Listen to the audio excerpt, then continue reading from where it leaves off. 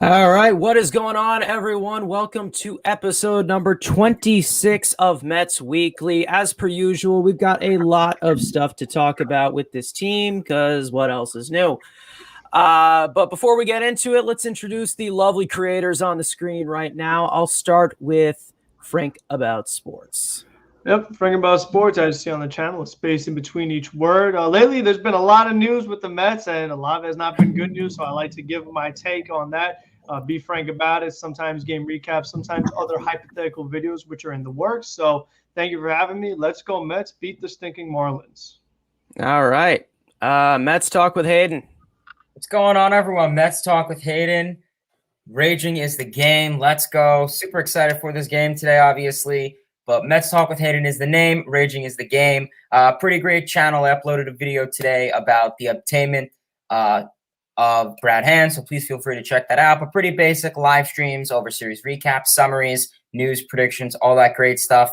Thank you, Mets fan, for having us all on. And let's go Mets, guys. Let's try to get some W's.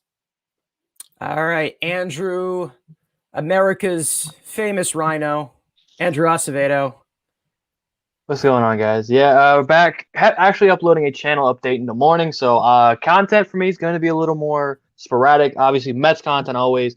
Going to have a little bit of hockey in the NHL season starting up in a couple of months, but Giants as well. So let's talk about this week of hell for the New York Mets. All right. We also have Tony Metro. Tony Metro, as you make your entrance, you can introduce your channel right now. Okay, don't mind if I do. What's up, guys? I am Tony Metro, make videos on Major League Baseball and specifically rant on the New York Mets. Working on a video right now, and it's predicting the division winners in a couple of the divisions that are still undecided. So go ahead and check me out if you guys want to. All right, and our special guest, Talking Mets with Rob. I don't know if you guys know him or not, but guys, go ahead. His link is in the description. You can go introduce your channel. All right, man. How you doing, guys? Talking Mets with Rob here. Great to be here with you guys. I always watch you guys all the time, so it's great to be in the group together with you guys, getting ready for Mets and Marlins. I will be posting a video on all the scandals that's happening with the Mets tomorrow, and the big key is Sandy Alderson, the big problem. All right, well, coming into the day, the Mets have won 4 straight. They are 5 games back of the division, gaining 2.5 games in the last 3 days. But does any of that matter? No, it doesn't, because this organization just never can just play ball games in peace. But the social media comfort food known as LOL Mets always finds a way to distract us from the concept of just playing baseball. So let's just get into the bulk of this week. In case you guys missed it, the Mets fans, they were booing like New York fans usually do, and a man by the name of Javier Baez did not take kindly to that. Whenever the Mets would get a big hit, the players would proceed to boo the fans with a thumbs down gesture.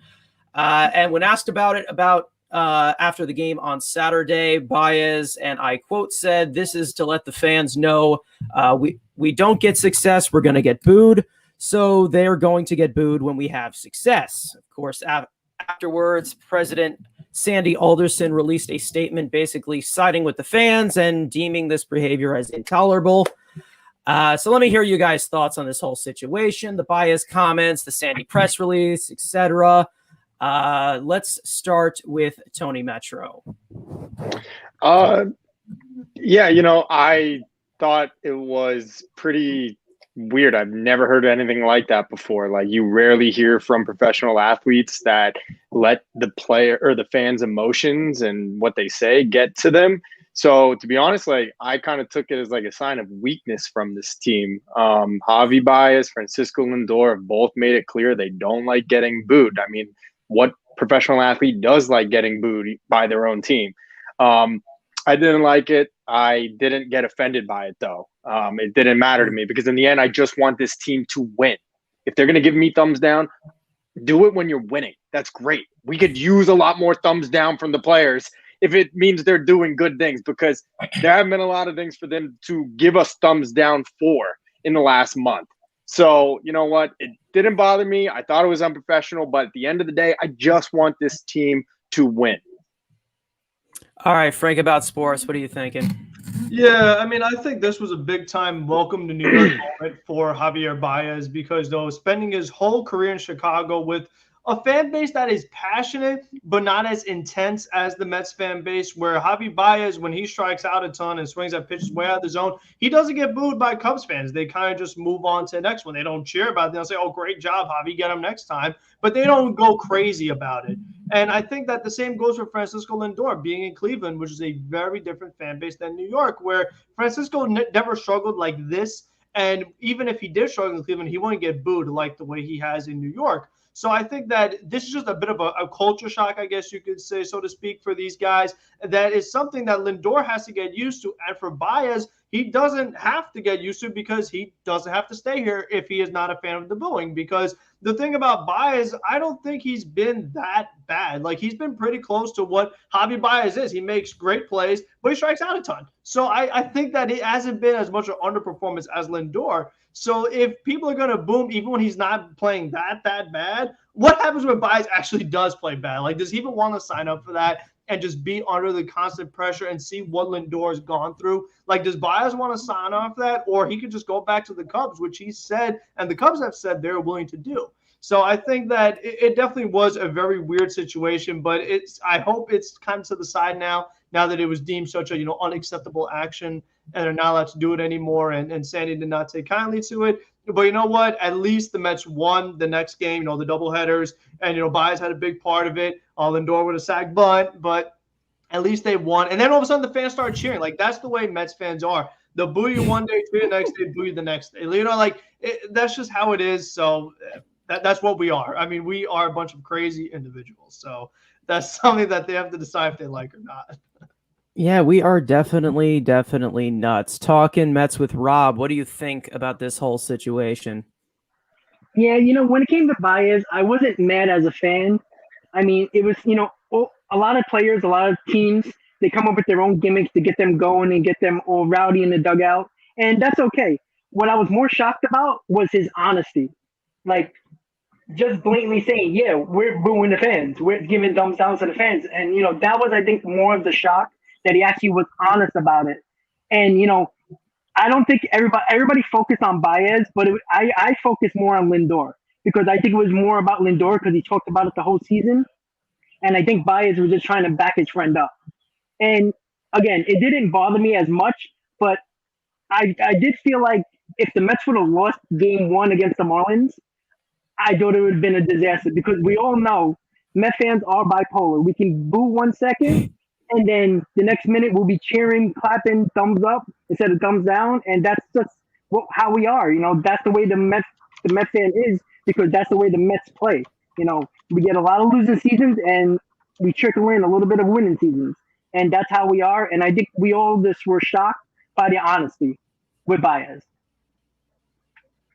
Yeah, as we have the game going on right now, the Mets are playing the Marlins. First pitch of the game just went over the fence, so that's fun. Anyway, let's go to Andrew Acevedo. What do you think about this whole situation?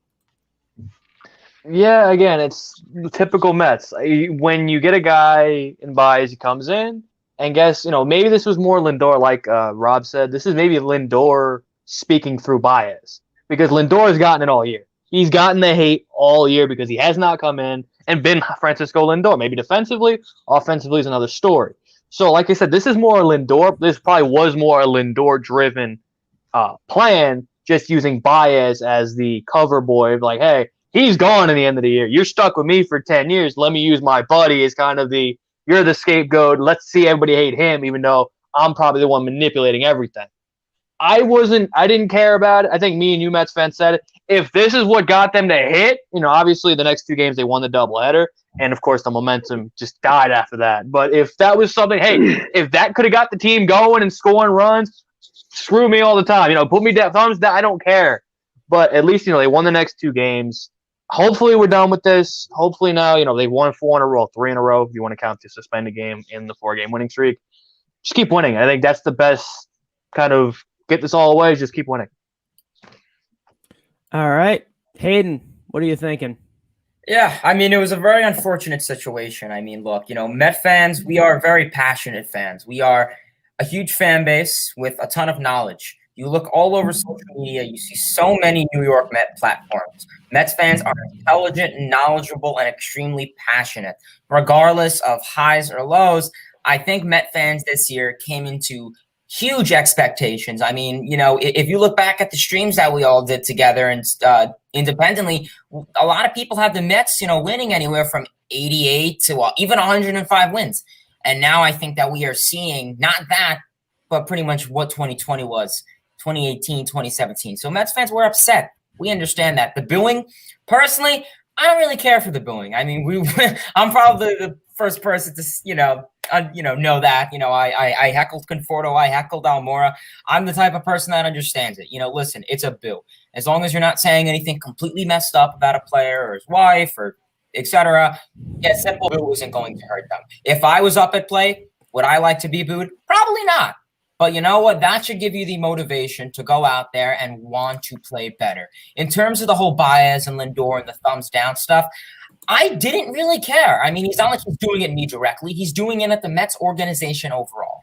Did he have to go, like I think Rob and everyone else said, did Lindor and Baez have to go out and say what it meant? No, they should have kept it as a secret. When the press asked them, they should have said, oh, it's a little secret we have in the clubhouse, nothing crazy. Because they were doing it all the way in Philly, I think in that series or a couple series around there. They were doing it.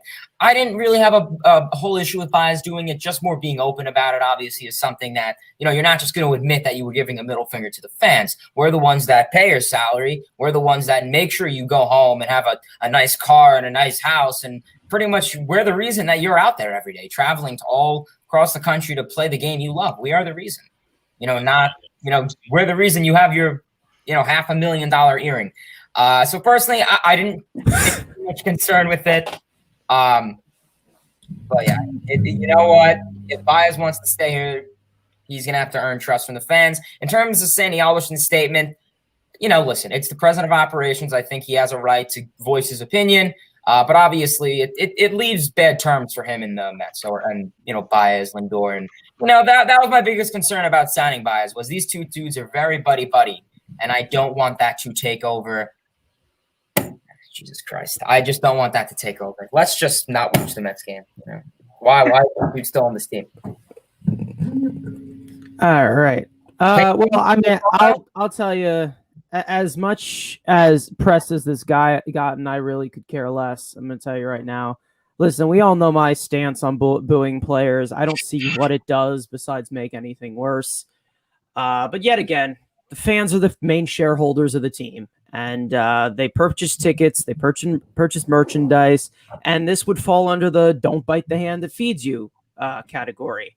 And to be honest, with this team's performance this year, I probably would side with the fans on this one. But as for a majority of them, especially this year, some of these people are terrible human beings. We've seen Jordan Yamamoto and his family get harassed and threatened online after his bad start earlier this year. We saw Carlos Carrasco recently deactivate his social media because of he was being harassed and threatened. We saw James McCann and his family get harassed and threatened. Not to mention the disgusting replies that Marcus Stroman gets every day. I mean, we were all and out of all the smiles, all that we were going in this year with the new Cohen era, the new culture trying to be built.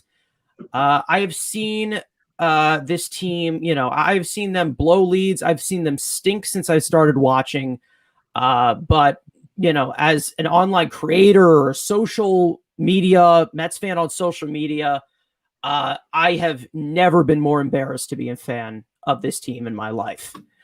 Now, as for Sandy's comments, I think they were completely unnecessary, and I'm a huge Sandy advocate. I think we all know that, but I think we need to know this by now that I pretty much supported Sandy. But I think we all know that the game has passed him by, and his tactics for being an executive in this modern era of baseball are kind of outdated, especially for a big market team like this, like New York. And we'll get to the front office stuff a little bit later in the show. But Cohen really saved Sandy's ass pretty much the next day with his remarks and just a complete mess on their part. I just want to move on from it pretty much. And let's actually move on, segue to something else here. Now, this obviously is a follow-up question. Javi Baez is a pending free agent this year. And there's been a lot of noise regarding which Mets to bring back. Guys like Syndergaard, Stroman, Conforto, etc. Now, the Mets traded for Javier Baez at the deadline, along with Trevor Williams, who we'll get to later as well, sending over 18-year-old outfield prospect Pete Crow Armstrong, who was the Mets' first, I don't know what just flickered there, the first round pick in 2020 for the MLB draft. Now, this topic has been more mixed as the time has gone by, especially with the thumbs down fiasco. But would you guys bring back Javi Baez next season? As of right now, what are you thinking? Let's go to Frank. Oh, this is really tough because, I like Javi Baez a lot as a player, but I think seeing what happened on Sunday, I just don't think it's a smart move for either side. I think that if you had a controversy like this within the first, not even a month of him being here, who knows what's going to happen with him being for 7 years? How many things are going to go on just in New York and with him? And then, you know what? He's going to strike out. And when he goes on a cold stretch and strikes out a ton and the fans are all over him, you see that he doesn't take well to this at all. So I just don't think it's a good fit for both sides. I love how talented he is. He could do a lot of things to help you win games, and he has. He has helped the Mets win some games in the limited games that he's played. But I just think that the fit in New York, it just isn't good. And I think that it just makes the team even more weird than it is defensively, where more guys are going to be out of position. Then you have to decide, what are we doing with Beatty? What are we doing with Vientos, Mauricio? Because Baez has an infield spot, Lindor's infield spot, Alonso has an infield spot. So now you have so many guys for that one spot. You still have to consider Jeff McNeil and J.D. Davis, who are both still on the roster.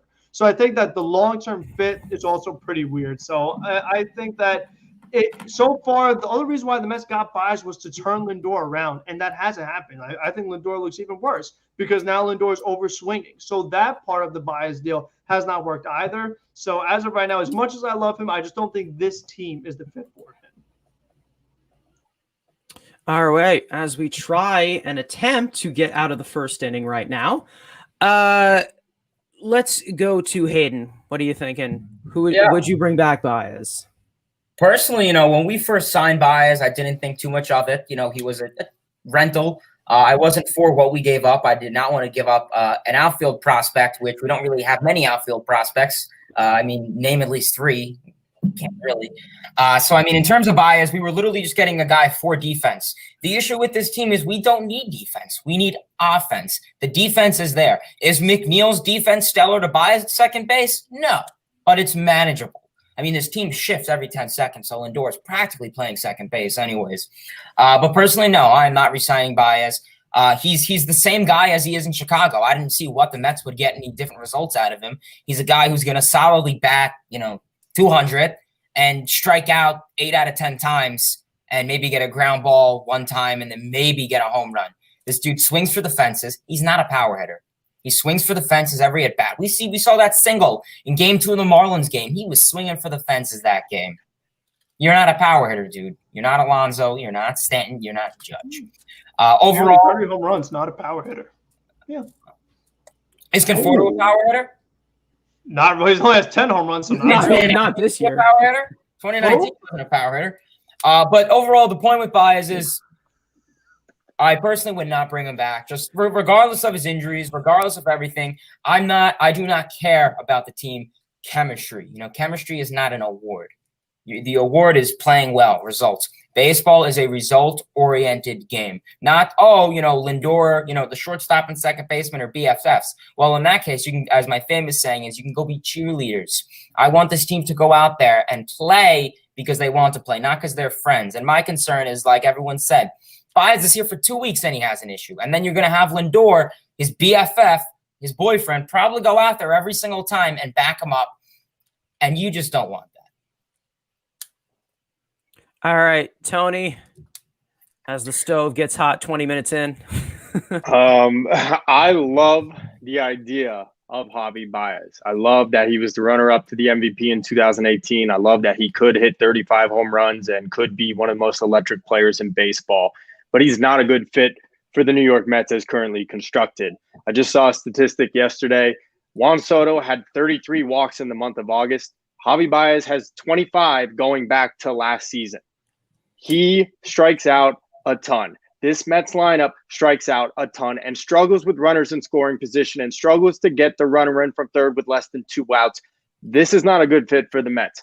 Javi Baez is a good player. He just isn't a good fit for our team as it's constructed right now. They need to get some guys that have the bat on ball skills, that have the ability, to shorten up and to just play within themselves. Right now, everyone just seems like they're trying to do too much.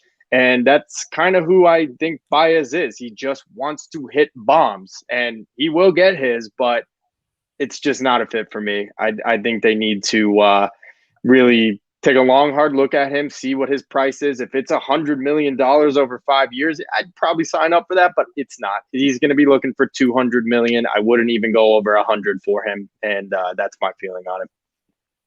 All right, talking Mets with Rob, would you bring back Javi Baez next season? I was on the fence after when we first got him. I was excited because I thought he was going to bring that big time energy that he always brings. The attitude. He don't take no crap from nobody. But I feel like he's a guy that some people on the team, on the roster, like him, and some people actually don't.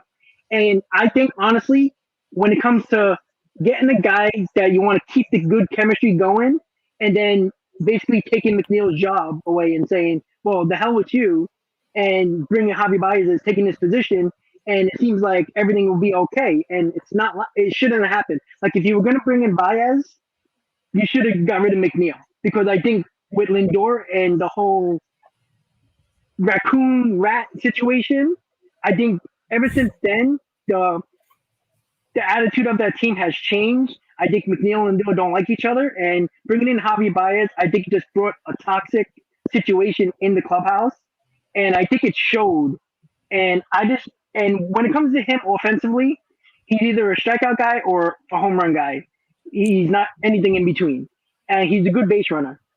I don't think he's worth more than $100 million, honestly. And if it was up to me, I would not bring him back. But when it depends on who's going to be running the team. Is it going to be Sandy? Is Sandy going to be the guy who's going to get the players in here in the offseason? Because if it is Sandy, then I think Baez will be signed. If it's somebody else like an Epstein, I don't think so. All right, Andrew, what are you thinking? I can take this question 2 different ways. I'm going to go the GM route in here. You trade a PCA. So if you let Baez walk, you trade a PCA for Trevor Williams. So, yes, he's coming to stupid, thumbs down, BS, whatever. So you're telling me y'all want to trade PCA for Trevor Williams? That's the okay. Also, if you look at my Twitter, I am going to back. I am not a guy who likes flair. I like actual substance. Who I think the best shortstop in the league is kind of makes that kind of clear. With VR getting going, I'm so behind. I hate being behind all of you. There we go. But besides the point, thank you, VR. I'll take those interruptions. If they're starting to hit, I'll take interruptions out. There we go. But I'm not a guy who likes the flair. I like guys who just put up numbers. Don't got to be flashy. Just put them up. But there's something watching Javi, and maybe it's me being Puerto Rican. I want him here, and I want that third baseman. I want the third baseman. I've put it on Twitter a million times. So you got to complete it. So yes, I'm not giving him $200 million. Hell no. But I don't think you're going to be bidding. Oh, look at I just saw the VR home. Holy shit. All right. So that's the point. I don't think he's going to be expensive because I think you're going to be bidding against pretty much yourselves, depending on what the Reds do with shortstop. There's not a lot of teams maybe Oakland, but then you also have Story. You also have Correa. You have other shortstops. Javi's the weakest one of that class. Seager as well. So one, you might be bidding against yourself. So the price shouldn't be that high because he is the worst of those 4 options. So the price will be low, and I just want that Puerto Rican infield. Andrew, I want to say one thing about that, and I recognize, and I hate the idea of trading PCA and letting Baez walk, but it's kind of like the sunk cost fallacy. The trade's done. Don't go throwing good money after bad decisions now just because you gave up PCA. If Baez is going to command a huge contract and he's not a good fit for the team, and it's going to prevent them from improving in different areas, I wouldn't do it. That's just how I feel about it. And you could also make up for it, this offseason. I mean, if Brian were to go to the free agent market, I mean, correct, you could always make up for it from those future moves. So how does this make Zack Scott look, though, if he did trade PCA for a guy that you were probably going to let walk anyway? Like, I mean, Zack Scott, we're going to get to him, like, pretty soon, but it's just that his start so far as GM, not great. Definitely not great. You can say drunkenly. Sorry, we make jokes here. It's all right. We make jokes. All right. As for me, I think most Mets fans that are on the fence about Baez need to realize that you're probably not going to get rid of him that easily. Now, we all know about his relationship with Francisco Lindor, and that can possibly influence his future with the team. I'm not like completely, getting that out there, but like we all listen, personally, I'd love to have Javi Baez back. I think he's a good addition to this team.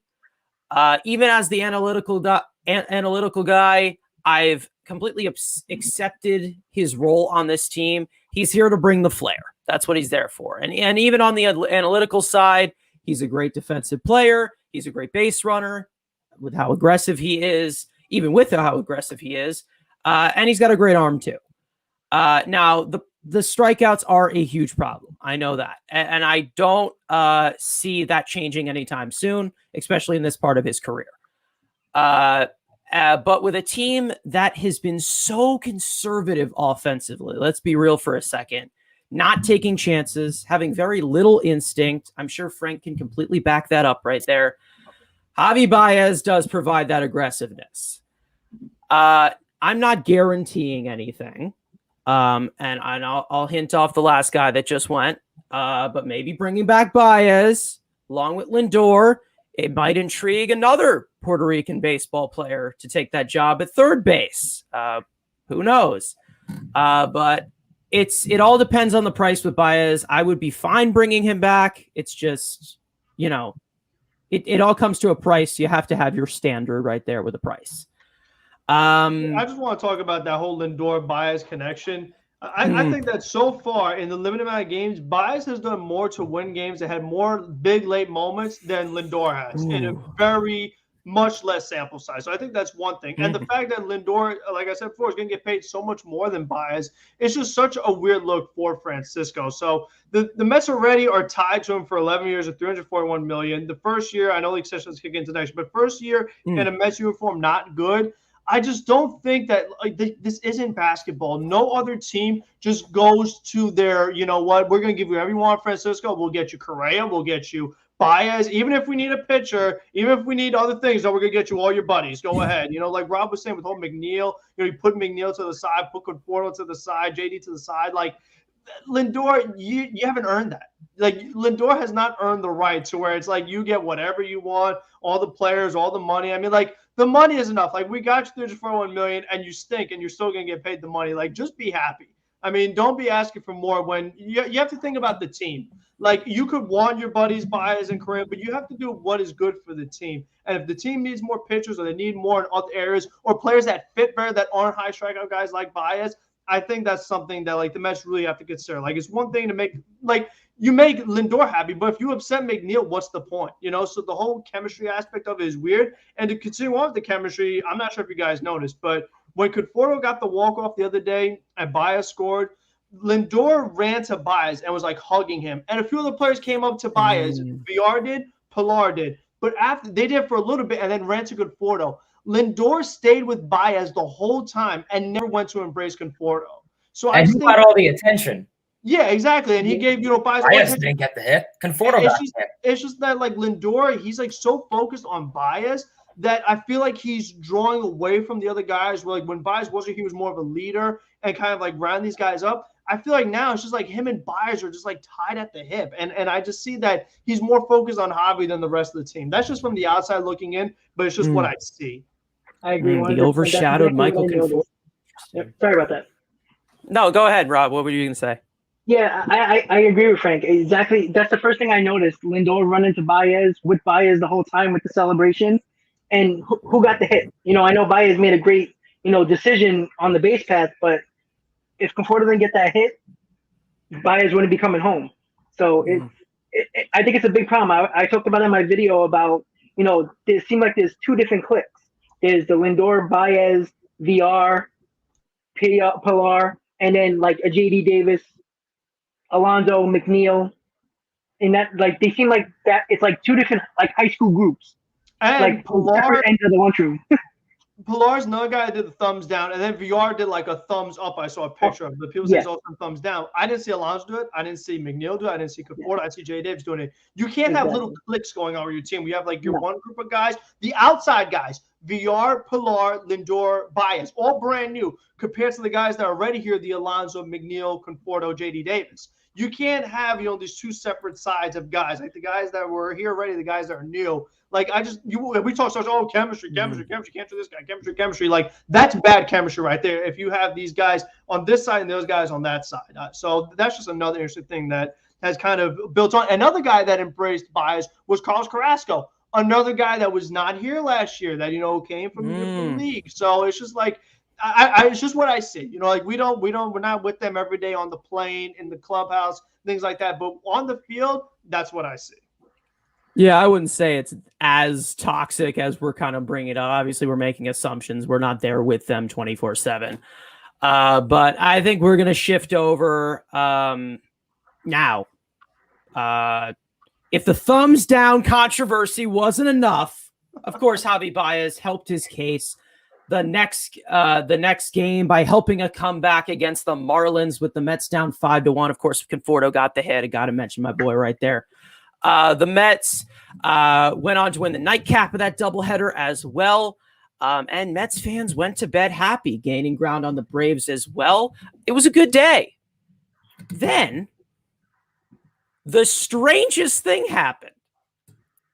Yesterday, the news breaks that our acting GM, not our GM, our acting GM, Zack Scott, was arrested for drunk driving in White Plains.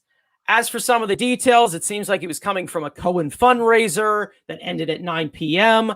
Not the night, and the Chargers were like at 4 a.m. in the next morning. So who really knows what's going on there? Zack Scott's job security already was in question, but I think we all know it's fate by now.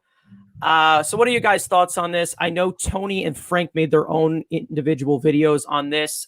Their links to those are already in the description, along with both of their videos on the thumbs down controversy as well. So make sure to go check that out. But what are your guys' thoughts on this?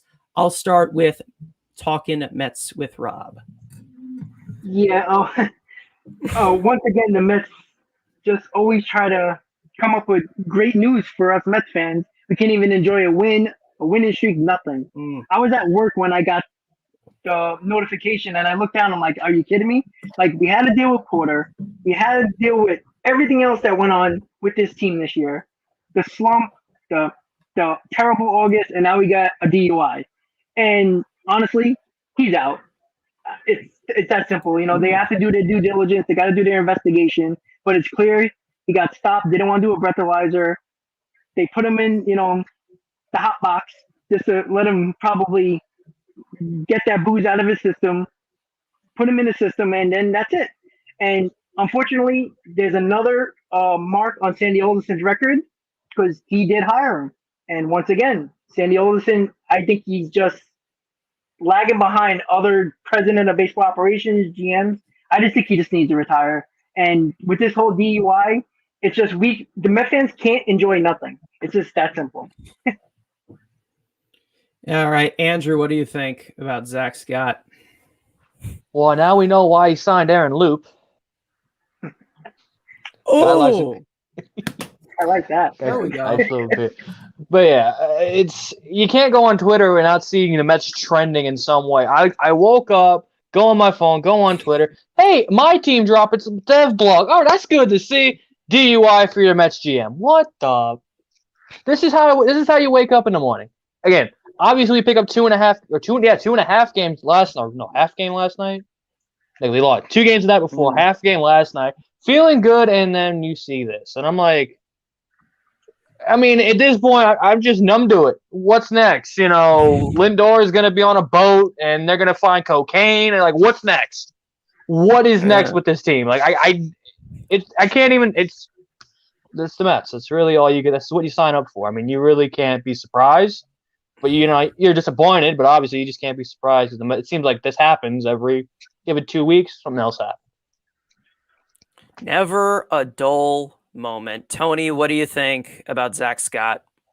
Well, he made my prediction wrong, so I'm pretty pissed off at him. I thought that he'd be our GM like 4 years from now. I actually really like the way he's represented himself up until this point, and how he called out the team and all that kind of stuff. He's gone. I think he'll actually be fired at the end of this investigation, so I'm guessing by next week. Maybe the Mets just let him hang on for the rest of the year, but he's not in any of the decision making.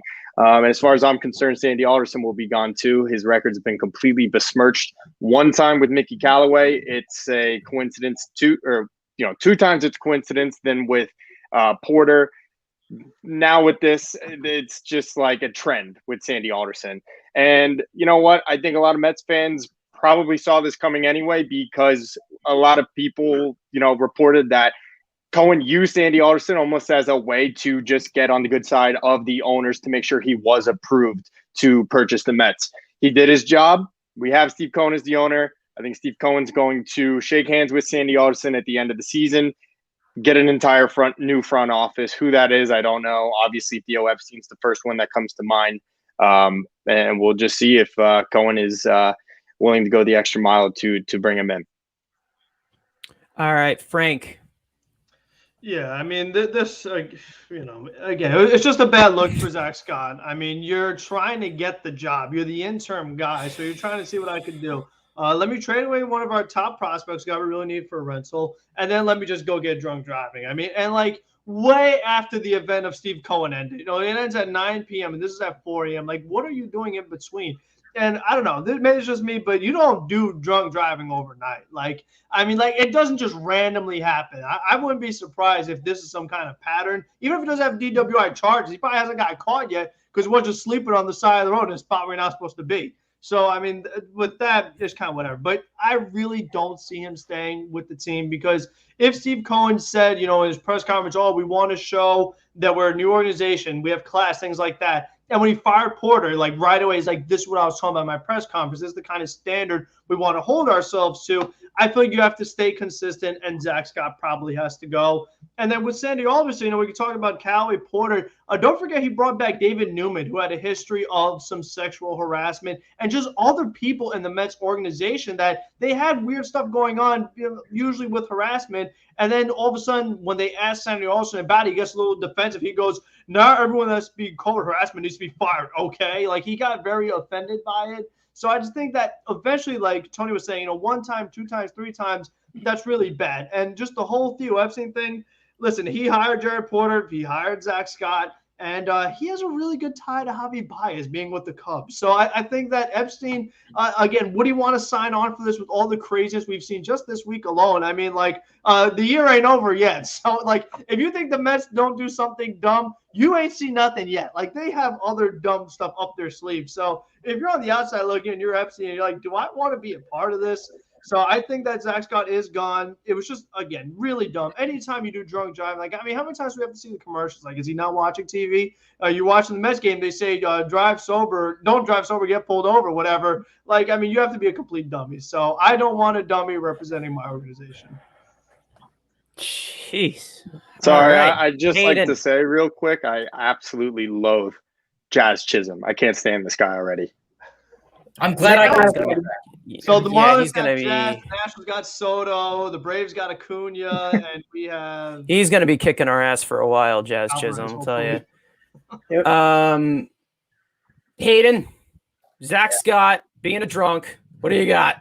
Well, first, I'm glad I got to meet Jazz Chisholm. Hopefully, if I ever meet him again, I'll tell him don't do anything to the Mets. But, yeah, with Zack Scott, it was really unfortunate. Pretty much, the Mets find a way to win 2 games in a row, and all of a sudden they find a way to make something controversial, whether it was the first 2 games or the last 2 games against Washington, and then you had the thumbs down incident, and then with Miami, and then now you had the drinking while intoxicated issue with Zack Scott. In terms of it, it's currently unfortunate because this isn't another thing you want to have with the Mets. The Mets front office and just the Mets overall have had a huge lull, Mets, and kind of an embarrassment these past, honestly, couple weeks to months. In terms of if I think he will be the Mets GM next season, I don't know. I could definitely potentially see him kind of continuing out his reign as general manager. In terms of, the DUIs and stuff, who's the manager of the White Sox? What did he do? So, this stuff is around baseball. Sadly, the Mets do have a nice history with criminals. So, we're going to have to see how that goes ahead for the Mets. But just overall, very, very unfortunate week for the New York Mets. And, there were guys like Theo Epstein that was brought up, whether he would be an owner. And we even know that potentially Theo Epstein could potentially be even a commissioner one day. I know it was spoken about. So big moves ahead for the Mets this offseason in terms of really cleaning all house, honestly. And by criminals, for everyone who's watching, by criminals, he means James McCann. All right. So, biased. I'll be honest right now. When I first saw the story about Zack Scott, my initial reaction was like, yeah, okay, why not? It's just, and then I proceeded to just laugh for a good hour and question my moronic choice to be a fan of this team. But, begin to summarize the hires recently, you start to question the background checks that they do on these guys for these job candidates. We were convinced that Mickey Callaway had brain damage the whole time he was managing, but he was also a creep. Beltran was involved in the Astros cheating scandal. Jared from Subway Porter was a creep as well. Now Zack Scott's a drunk. Does Luis Rojas run an illegal casino in his basement? Does Sandy Alderson sell illegal medical marijuana and cocaine? We don't know. This is just become a reoccurring pattern within this organization, and it needs to be fixed. At the end of the day, just get that Wilpon stench out of Queens. I am begging you right now.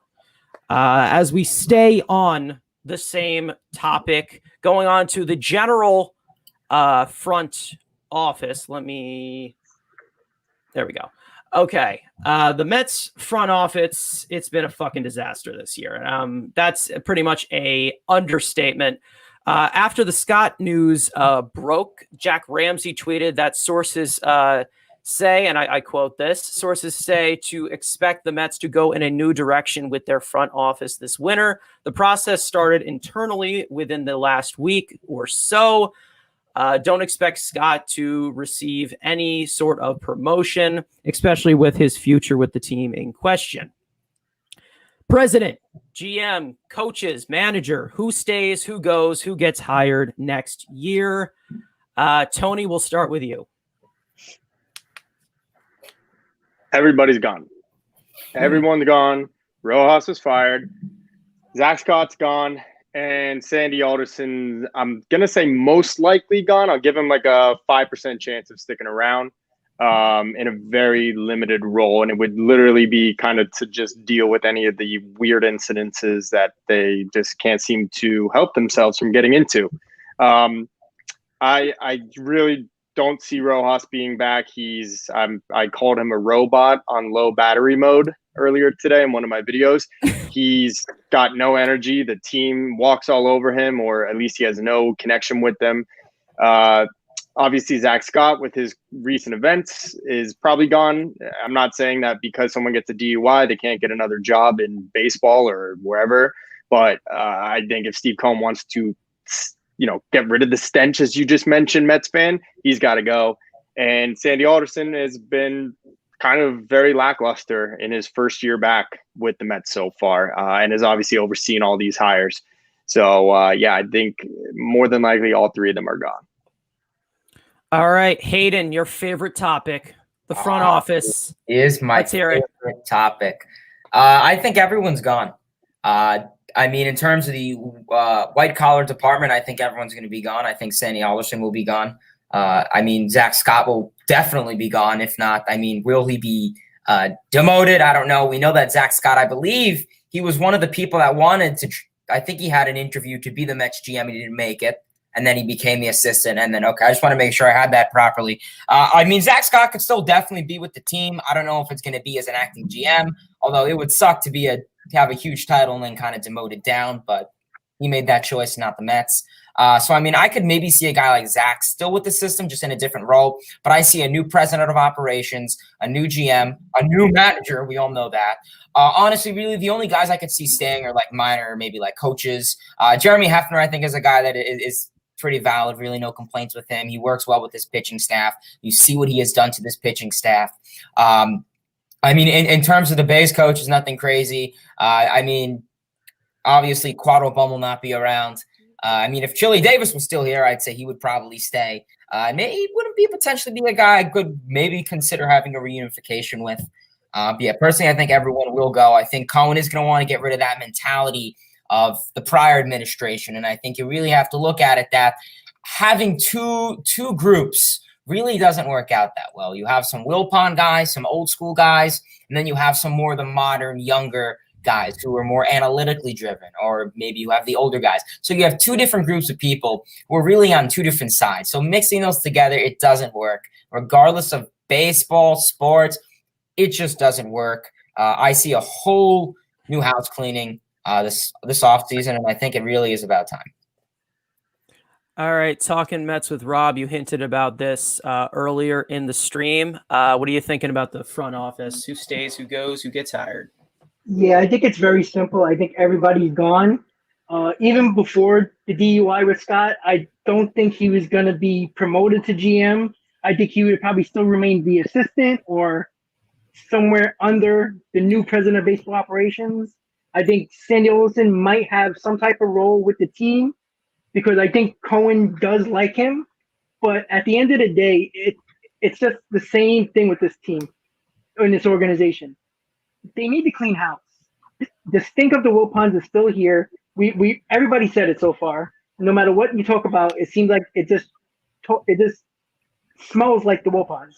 And I think if they clean house, do what they want to do, and get the big splash, get the big guy in there. I said it earlier, like you said, Theo Epstein. I think he's the perfect guy. He did it in Chicago. He did it in Boston. Why can't he do it here? And I think he's the perfect guy.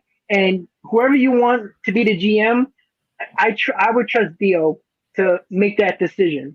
And player acquisition wise, I think he knows what he has to do. I think he can have the right people under him, and with Luis Rojas as well. I can't stand him. I just don't like him. I never liked him. I don't know what it is. I don't think he's good with the bullpen. I know he, analytically, the lineup is basically given to him, but I think he makes bad decisions when it comes to pinch hitting, and we've seen it a couple of times.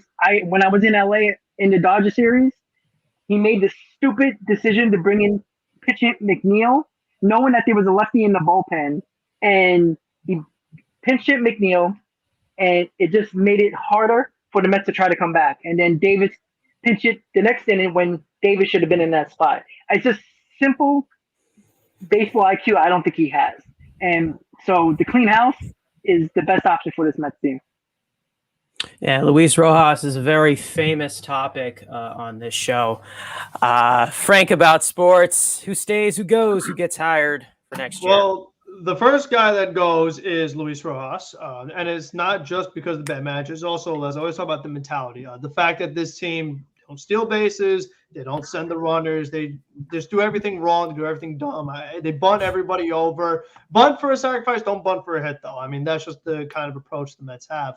So Rojas is the first guys to go. After that, Zack Scott, because, again, you want to be a respectable organization. You don't have any guys with shady backgrounds. So next up, Zack Scott. After that, Gary DiSarcina, you're out next because your arm obviously doesn't work because you can't wave anyone around. So you're gone. Next up, trainers, medical staff, all them Chickalo, all those Chicklets, wherever he is, goodbye as well. He's gone. So after you fired all those guys and maybe some other office people, Sandy, we'll see. If Epstein's want to come on, Sandy, you're gone. I think that's the way you look at it. Only if you could get an upgrade from Sandy, you should get rid of him. I don't think it's worth getting rid of Sandy and then just getting somebody else and just hoping for the best. Now, one thing that was reported is that the Mets have looked at a guy from Tampa Bay's organization in Milwaukee, looked at Eric Neander and David Stearns.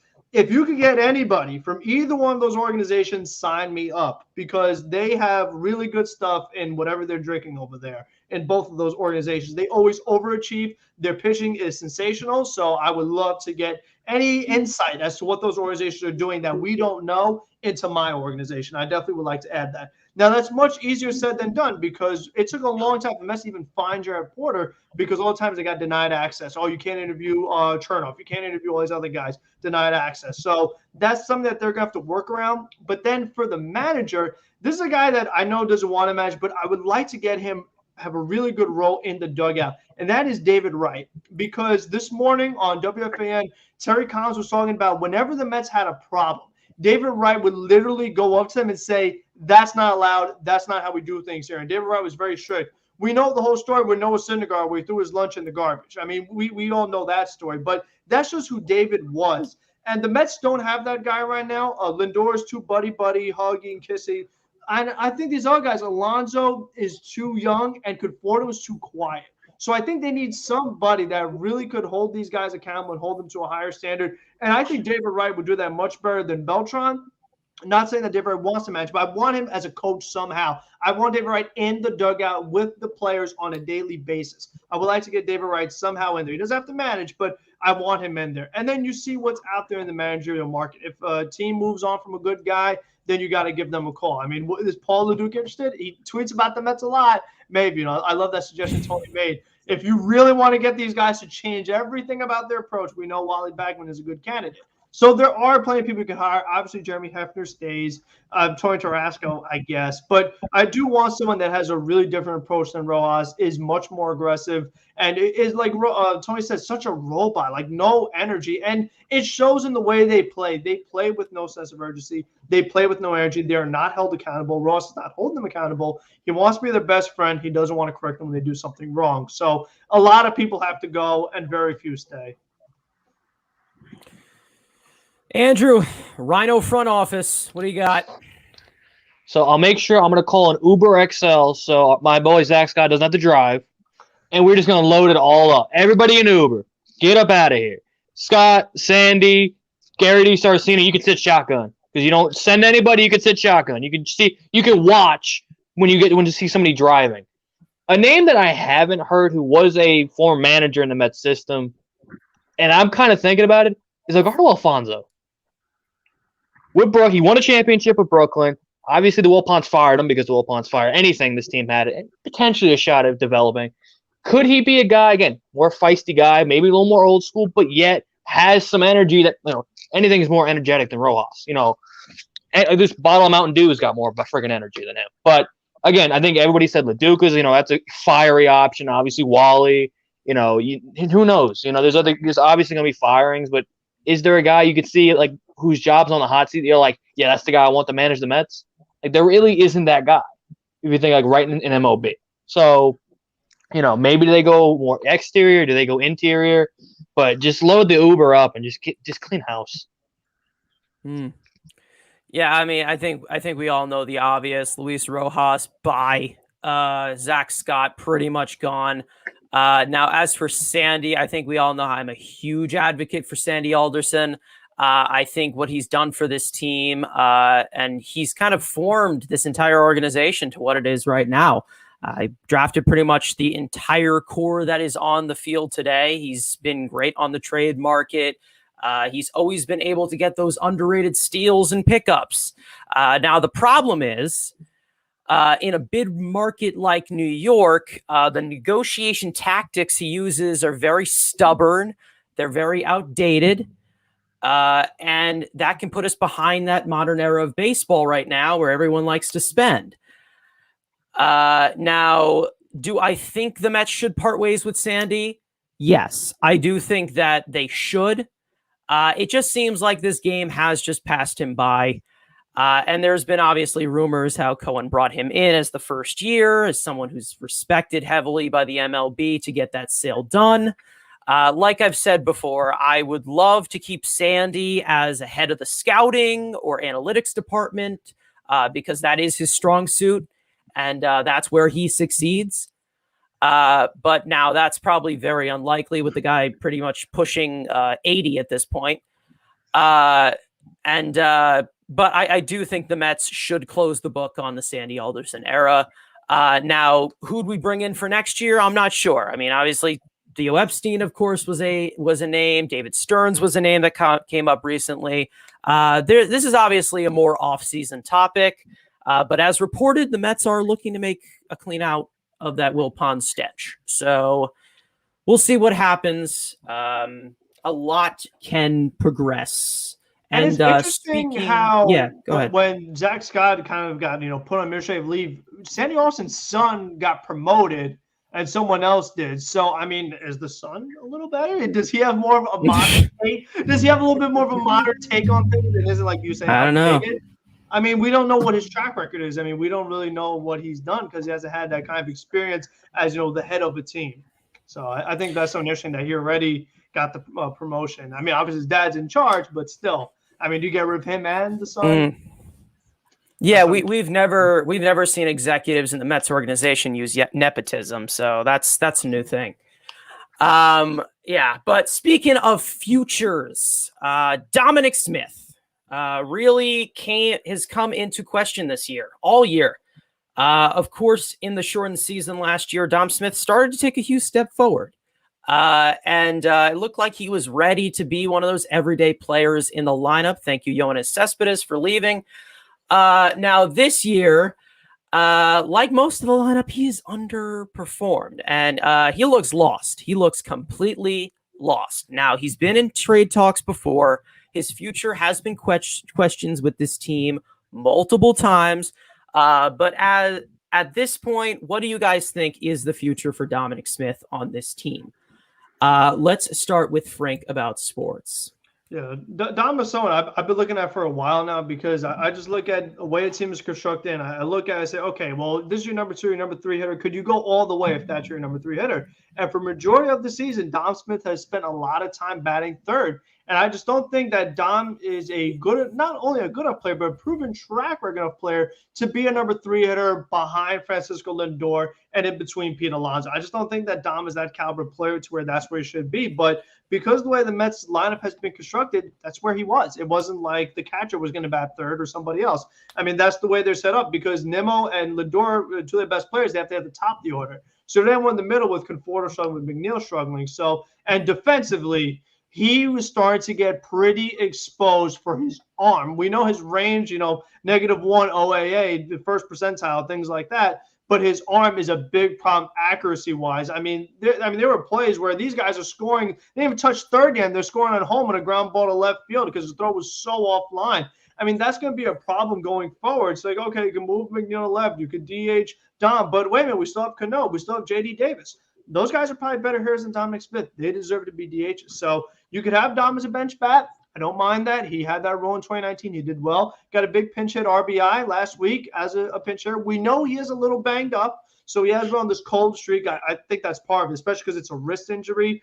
Wrist is really, really important for hitting. But I think that if you can put Dominic Smith in a trade to get a center fielder, there are a couple that come to mind, move Brandon Nimmo to left field, I think it's something that has to be strongly considered because what other trade chips do you really have? If you don't want to get rid of top prospects like a Mauricio, like a Vientos, like a Beatty, Dom Smith is a guy that at least he is an MLB player that teams kind of know what they're getting. Maybe they have Barrel from at first base. Maybe the team has a first base opening. That's where Dom Smith belongs. But he's never going to play first base here with Pete Alonso. It's just not going to happen. So I think that fit-wise, he just doesn't do anything else, whether it's speed versus – and you can't move Dom or else because he's a left-handed thrower, so you can't even experiment that much with him. And he doesn't have the speed to experiment anywhere else. So he kind of is what he is at this point. And, again, his bat isn't good enough to just make him a DH. So I don't think he really has a role with this team. If he's willing to be a bench player, if he's willing to re-sign as a bench player, not a lot of money, I'm good with that. But I can't guarantee Dom a starting spot, and I cannot guarantee him as my number 3 hitter. Andrew, Dominic Smith, what's his future? Yeah, I mean, again, like Frank said, you want to trade him while his value is low because, if you traded him after last year's value is a hell of a lot higher than it is right now. I think Hayden said that on his Instagram the other day. I saw that and said, it's a fact. Or you keep this guy as a bench bat. And yes, is it a productive bench bat? In 2018, he was a really good bench bat. So can he get 2019? He had some bench time. Bench time. So yeah. So in the not too distant future past, he was a good bench bat. So could you see him as a bench bat, or could you use him in a trade? The problem is his value. If you trade him last year, you get a hell of a lot more than you are going to get now, barring he gets hot the last month of the season and brings up his trade value. But I think he's here. I don't know. I think this roster is going to look completely different, barring if you don't have either you're on arbitration or a big money deal. I think you're a trade chip. That includes some of the Sandy guys, includes some of the Brody guys. I think this roster is going to look completely different next year because I think we're going to see a Steve Cohen first year this offseason. So I think you will see a different roster, and depending if Theo's here as well. So if I had to put money, maybe I'd say probably 60-40 he's a bench bat. If he gets hot and his value goes up, then I could see him getting traded. All right. Rob, what are you thinking? Dominic Smith.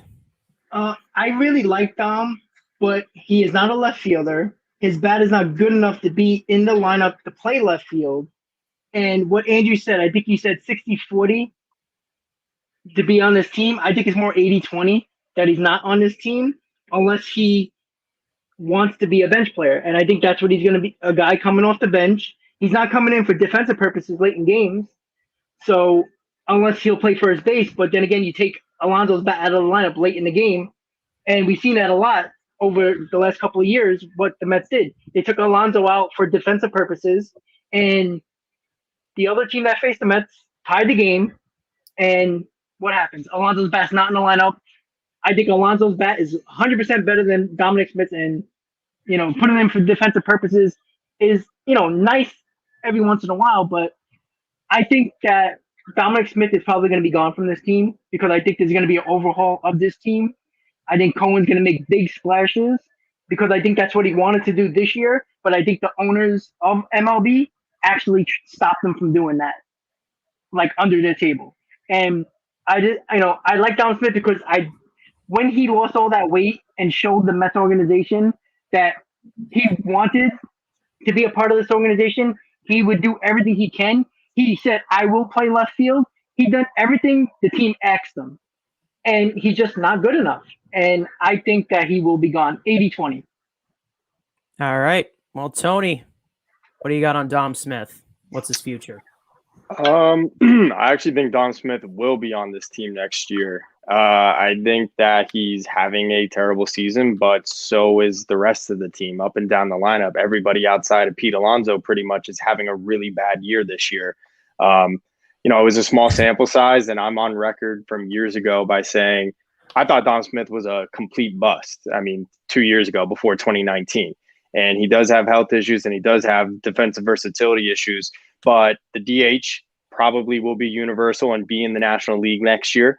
I'd actually be an advocate of putting Dom at the DH spot. I like Pete Alonso playing first base because I think it helps him hitting. I think it's a huge part of his process to be able to go out and play the field. So I wouldn't move Alonso off of first. I think Smith is maybe a marginally better fielder at first base than Pete Alonso is. But that being said, we need to collect talent. Dom Smith has talent. He's having a bad year, but you look at teams like the Dodgers, and I know this is redundant, but they have a collection of players, a lot of them that are starting caliber players that don't start every day. They have A.J. Pollock that plays 4 days a week for them. That guy is a starter on almost every other team. Max Muncy goes from first base to second base to third base. Seager, Turner, Torrea, other Turner. Or not Correa, but my whole point is I think Dom Smith has a good bat. I think he's having a bad year, but so is the rest of the offense. He has years of control left, and I wouldn't sell low on this guy and watch him go become the next Justin Turner on another team. So if it's up to me, I'd be keeping Dom Smith. Hayden, Dominic Smith, what's his future? Yeah, Dom Smith was a guy that I'm not speaking too highly of in my streams, regardless of it, really. But yeah, Dom Smith has been really having an unfortunate year. A lot of people really took the small sample size in 2020 and thought he would do that in 102 plus games, maybe a little bit more depending on the number. But yeah, I mean, we know the typical spiel with me and Dom Smith. He's not a left fielder, and I feel you are wasting, to an extent, his talent on his team. I feel he would be the great definition of trade bait. I mean, like I said, Ronnie Mauricio, trade bait. Well, if you're not going to trade him, you have a guy who's ready. Pretty much, he cannot play left field. Eye coordination, leg mechanics, he's not there. I think the famous one was that game in San Francisco when him and Rosario bumped into each other, and a lot of other games, simply enough. But yeah, Dom Smith pretty much what echoing everyone else. Dom Smith, he's also never played a full season. And I mean, he's always been a bench guy. He was a highly viewed prospect. And I think he's maxed out only like 95, 100 games tops in a season. And I think he is above that line now. So, I mean, are we going to see Dom Smith as a bench bat? Yes. Tony said, of course, it's great to have good elite bench guys, but I feel right now we're still learning on our starters, I feel. And I feel, honestly, Dom Smith could be a guy to help get us more solid starters that can go out there every day and play and want to be a playoff team. Well, putting Dom Smith in left field in the playoffs is something I would not like to see. And you know what? One more thing about Dom. Look at the lineup the Mets have today. Dom Smith's not in the lineup. Yeah, Dom Smith has been benched the last couple of days. And look, if they actually do retain Javi Baez, which we don't know yet, maybe they will, maybe they won't. If they get Javi or they get somebody else, whether that is Correa or whoever else, like Dom Smith doesn't even have a spot now. So if Cohen does this major overhaul, like he just doesn't really have a spot on the team. If he wants to stay on the bench, that's great. But I think that another team could give him a much better offer in free agency, like to play first base every day at more money. That, as a personal sense, that makes sense. And hey, you made a good point about the games played. In 2019, he played 89 games, and that was a good year for him. That was a bigger sample size, but still, like in a full season with a lot of games, he just doesn't have that much success. And he's been in the league since 2017. So he doesn't have that many years of control as you think, because he's been in the league quite a while, because he had those first 2 years where he was really bad with the weight and the sleep apnea and all that. So he's just a really interesting case. I hope he can turn around, because Dom, we talk about good chemistry. He's a great guy. I mean, great guy, great clubhouse guy, all that stuff. And you want to keep him. But as we have Nimmo scoring, who was that? Was that the $1 million man? Oh my God! 300. Wait, hold on. Jason Gray! Jason Gray! Where's the flair? I need the boring. chirp or something, like nothing. No energy. He earned his paycheck for one inning. Yeah. Everyone, give him the thumbs down. Come on. Oh, man. You suck! All right. Bad batting average. Let's be civilized people here. Okay. Didn't we? Did anybody? Did I miss anyone? Because I think we just did we miss anyone on Dom Smith? We all good? All right. I mean, considering how bad it's been for Dom Smith, I think an upgrade is probably coming. It's probably inevitable at this point. But you do have control years still on him. There's not many, but there is. And I wouldn't be so eager to get rid of him, especially with his value so low at this point, because he has shown signs of being an everyday player. He's had good games this year. But I do want to keep Dom Smith as a bench bat, because he is so good against left-handed pitching, and that's been a weak part of this team. Again, it's a very silent part to this team. I wouldn't very silent about that, because Nimmo had that 1 year where he was amazing against lefties, and then the next year he wasn't. So I think like this is kind of a 1 year thing so far with Dom, where I wouldn't bank on him being and it's so weird too. I mean, because Ross, it's weird like that, where lefty's coming in, let me go to my lefty bat, managers, even not just Rojas, there's so many managers that have that mindset where lefties cannot face lefties. I mean, you saw the Reds did it again with Dom Smith, actually a perfect example, where they brought in Doolittle to face Dom when Dom had the reverse splits and Dom got that big hit. So it's just all managers think that way. That I don't even think they could use him for that kind of role, unfortunately. That is true, but then again comes my next point. Tony, I'll get to you in a second. I also do not want Albert Almora and Kevin Pillar as our number one options on the bench. Well, yes. So it just makes the roster even more loaded. You also have the DH coming back next year, which also involves him. So much is going on right now. You got a balk. Hawk. Lindor Okay. draws another balk? Yeah. Worth the money. He draws balks. He draws walks and balks. $341 million balk. Walks and balks. Hey, how does Walks and weighted runs balks. created factor in? I don't think it does. I don't think it does. That's a big weighted run. I don't think it does because it penalizes the pitcher. Pitcher. So that's 3-2. All right, we took the lead, boys. Let's go. Hey, yeah, Mets fan, did you finish your sentence on that? No, sorry, go ahead. But like, no, I was just saying, like, the one thing that you can guarantee pretty much that this guy's not a left fielder. He's never been a left fielder. He can't really play that position anymore. It's enough already with Dom.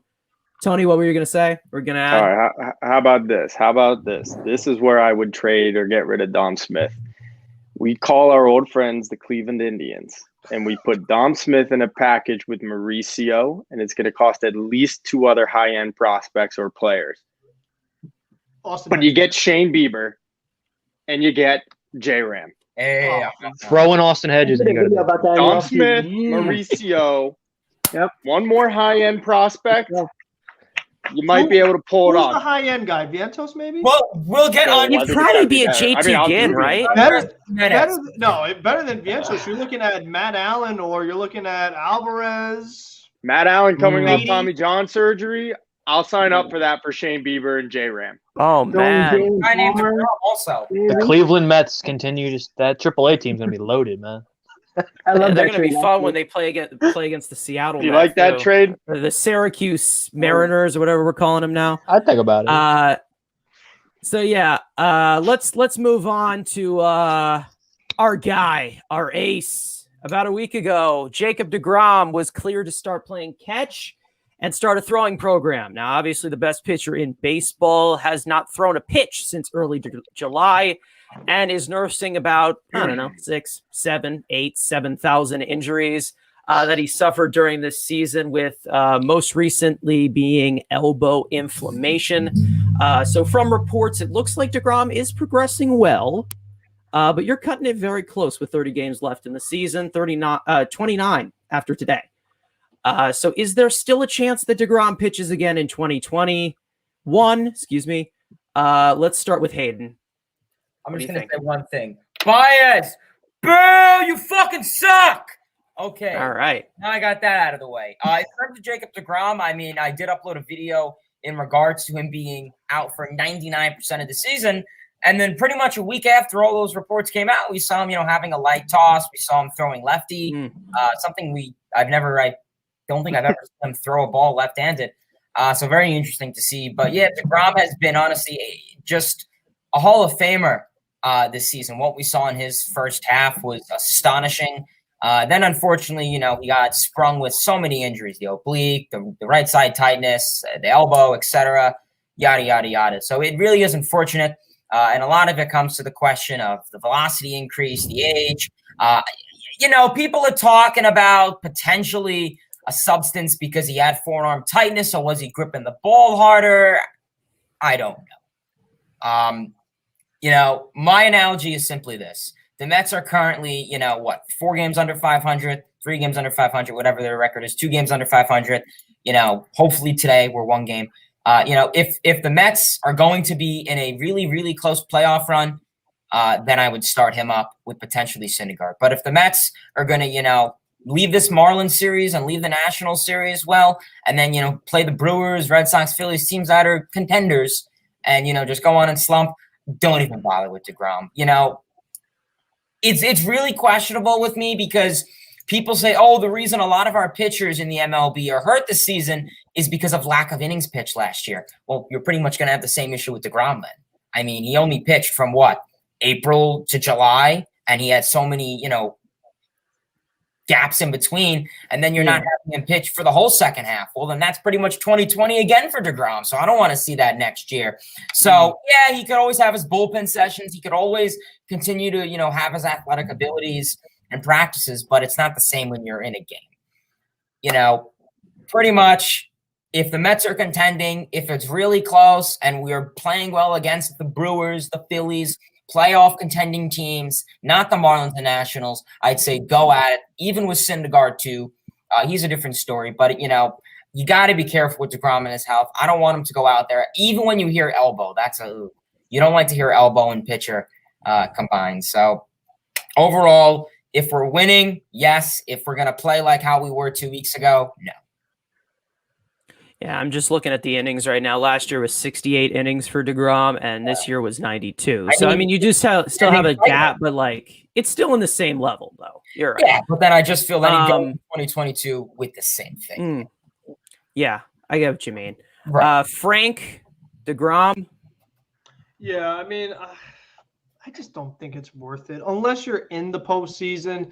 I just don't think the risk is worth the reward. I think that if you're, 3 games out, 4 games out, and you bring back DeGrom and he gets hurt, you just look like a bunch of idiots because then you don't have him next year with a fresh slate, maybe a new team, new coach, new everything. And when it comes to inflammation, and like I've said a million times, right, but they still haven't told us exactly what's wrong with DeGrom and how to fix it. Is it a procedure? What do they need to do to get rid of this inflammation? Because every time he ramps back up, goes back down. So I think that you're taking a big risk bringing him back.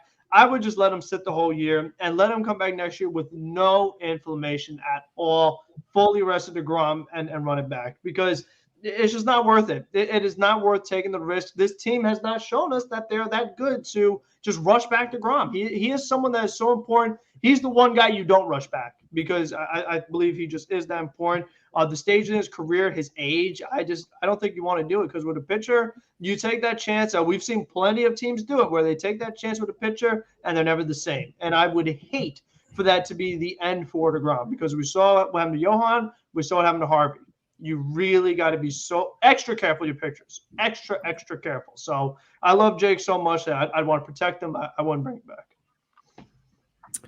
All right. Talking Mets with Rob, what would you do with Jacob DeGrom? Will he pitch again in 2020? Yeah, I think it's going to determine this week and a half where the Mets are in the standings, either the wild card. I think more the division than a wild card because I think we have to jump over a couple more teams in the wild card.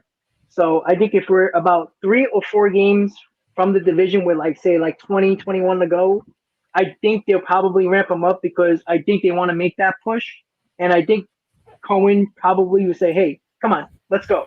See if we can make the playoffs. And you just never know. It's looking like most likely it would be the NL Central, the Brewers, in the NLDS if you win the division. So I think they should ramp them back up. But I also think there's a little bit of conspiracy with the Mets and not actually saying what the actual issue is. I don't think it's elbow inflammation.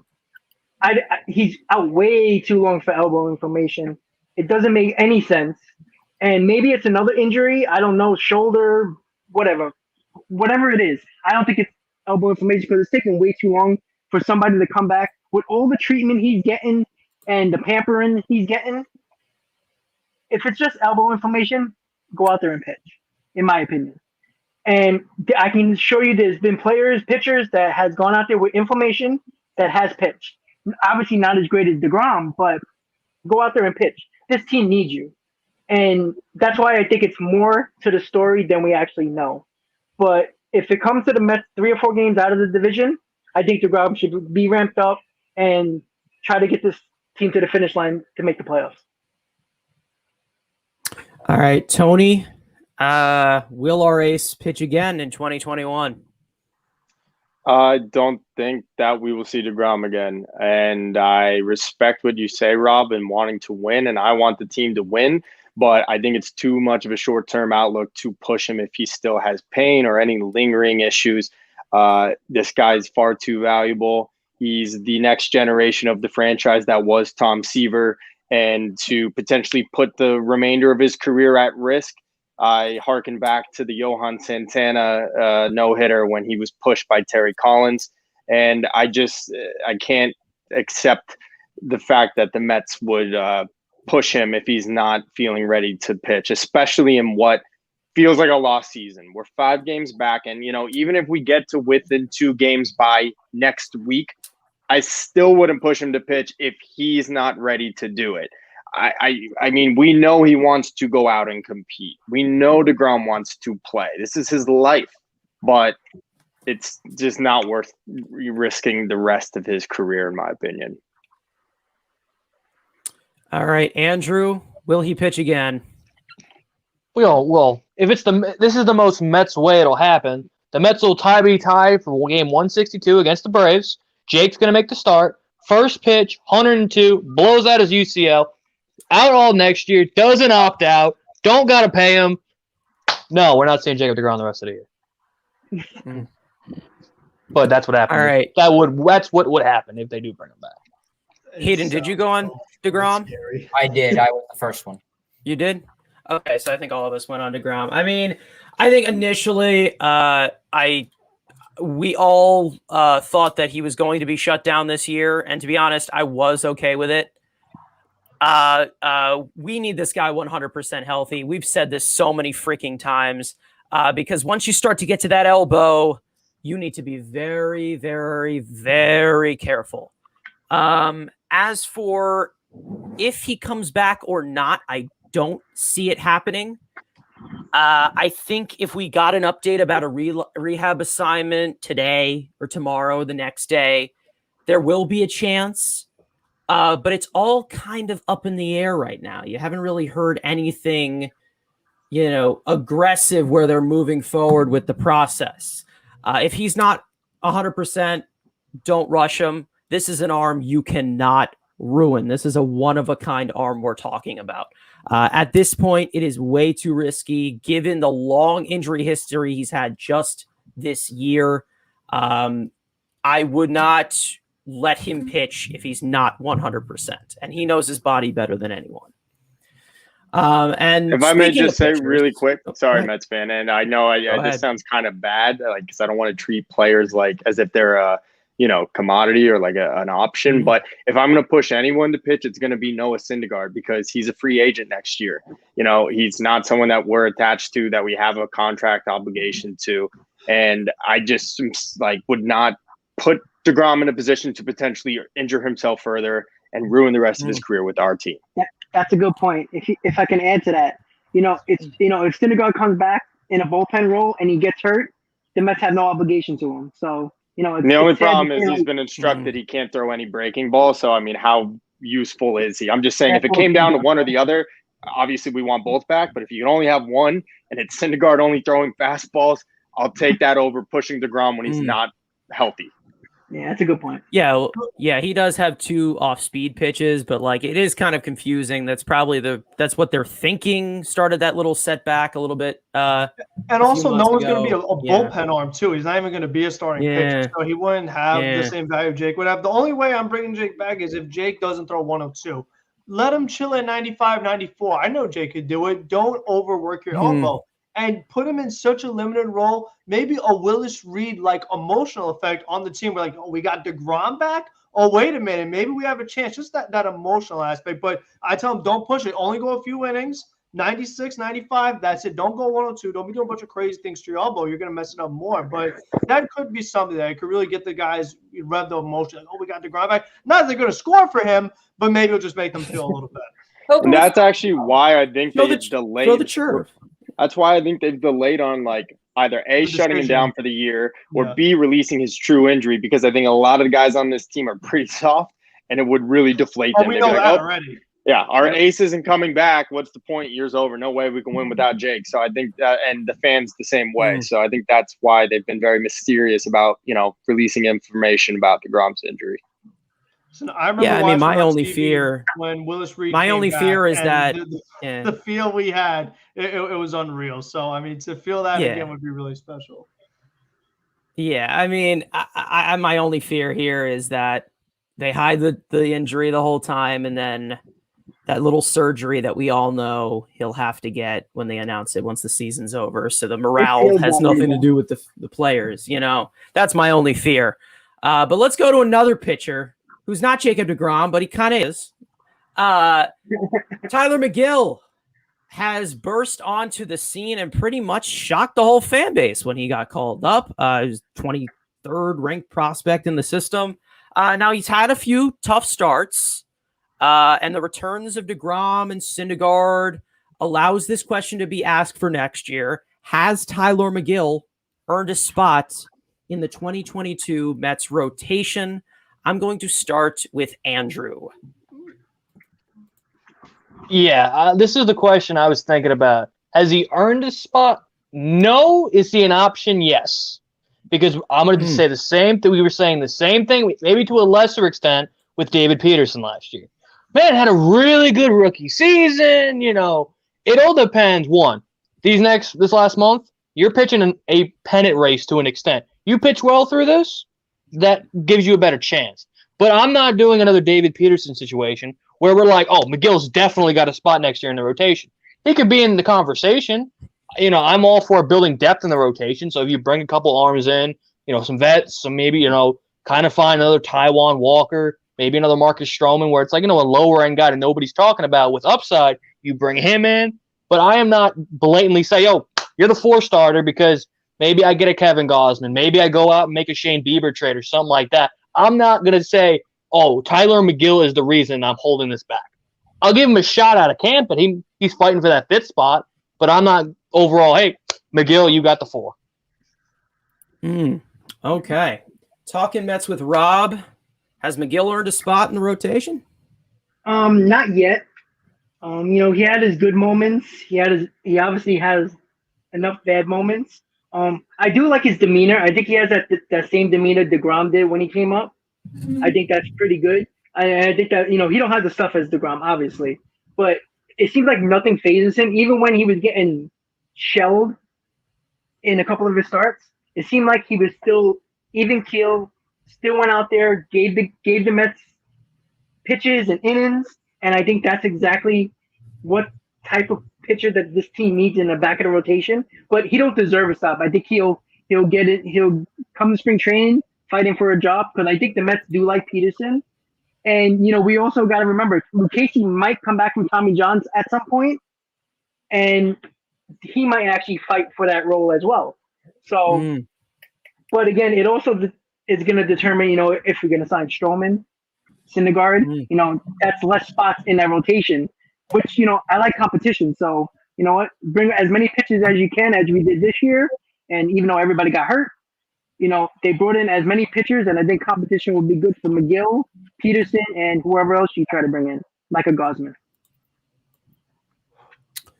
Yeah, and then there's always Jared Eichhoff as well, who could be a possibility. Hayden. Hayden. We just saw Tyler McGill. Yeah, we just saw a double down the line from Mazika. But yeah, Tyler McGill has honestly been pretty much. Take the bottle off, you dummy! Oh my God! What are we doing here? What are we doing? This is the stuff we're talking about. You want to give me the floor for a second so I can rage? You got 1 out. Why are you bunting the guy to 3rd? You're just wasting a chance to drive in the run. That's all. You're just wasting a chance. Swing the damn bat. See what happens. He's going to take him out after this inning. That's what I said. He's like Girardi. No, honestly, I would have pinch hit for him there.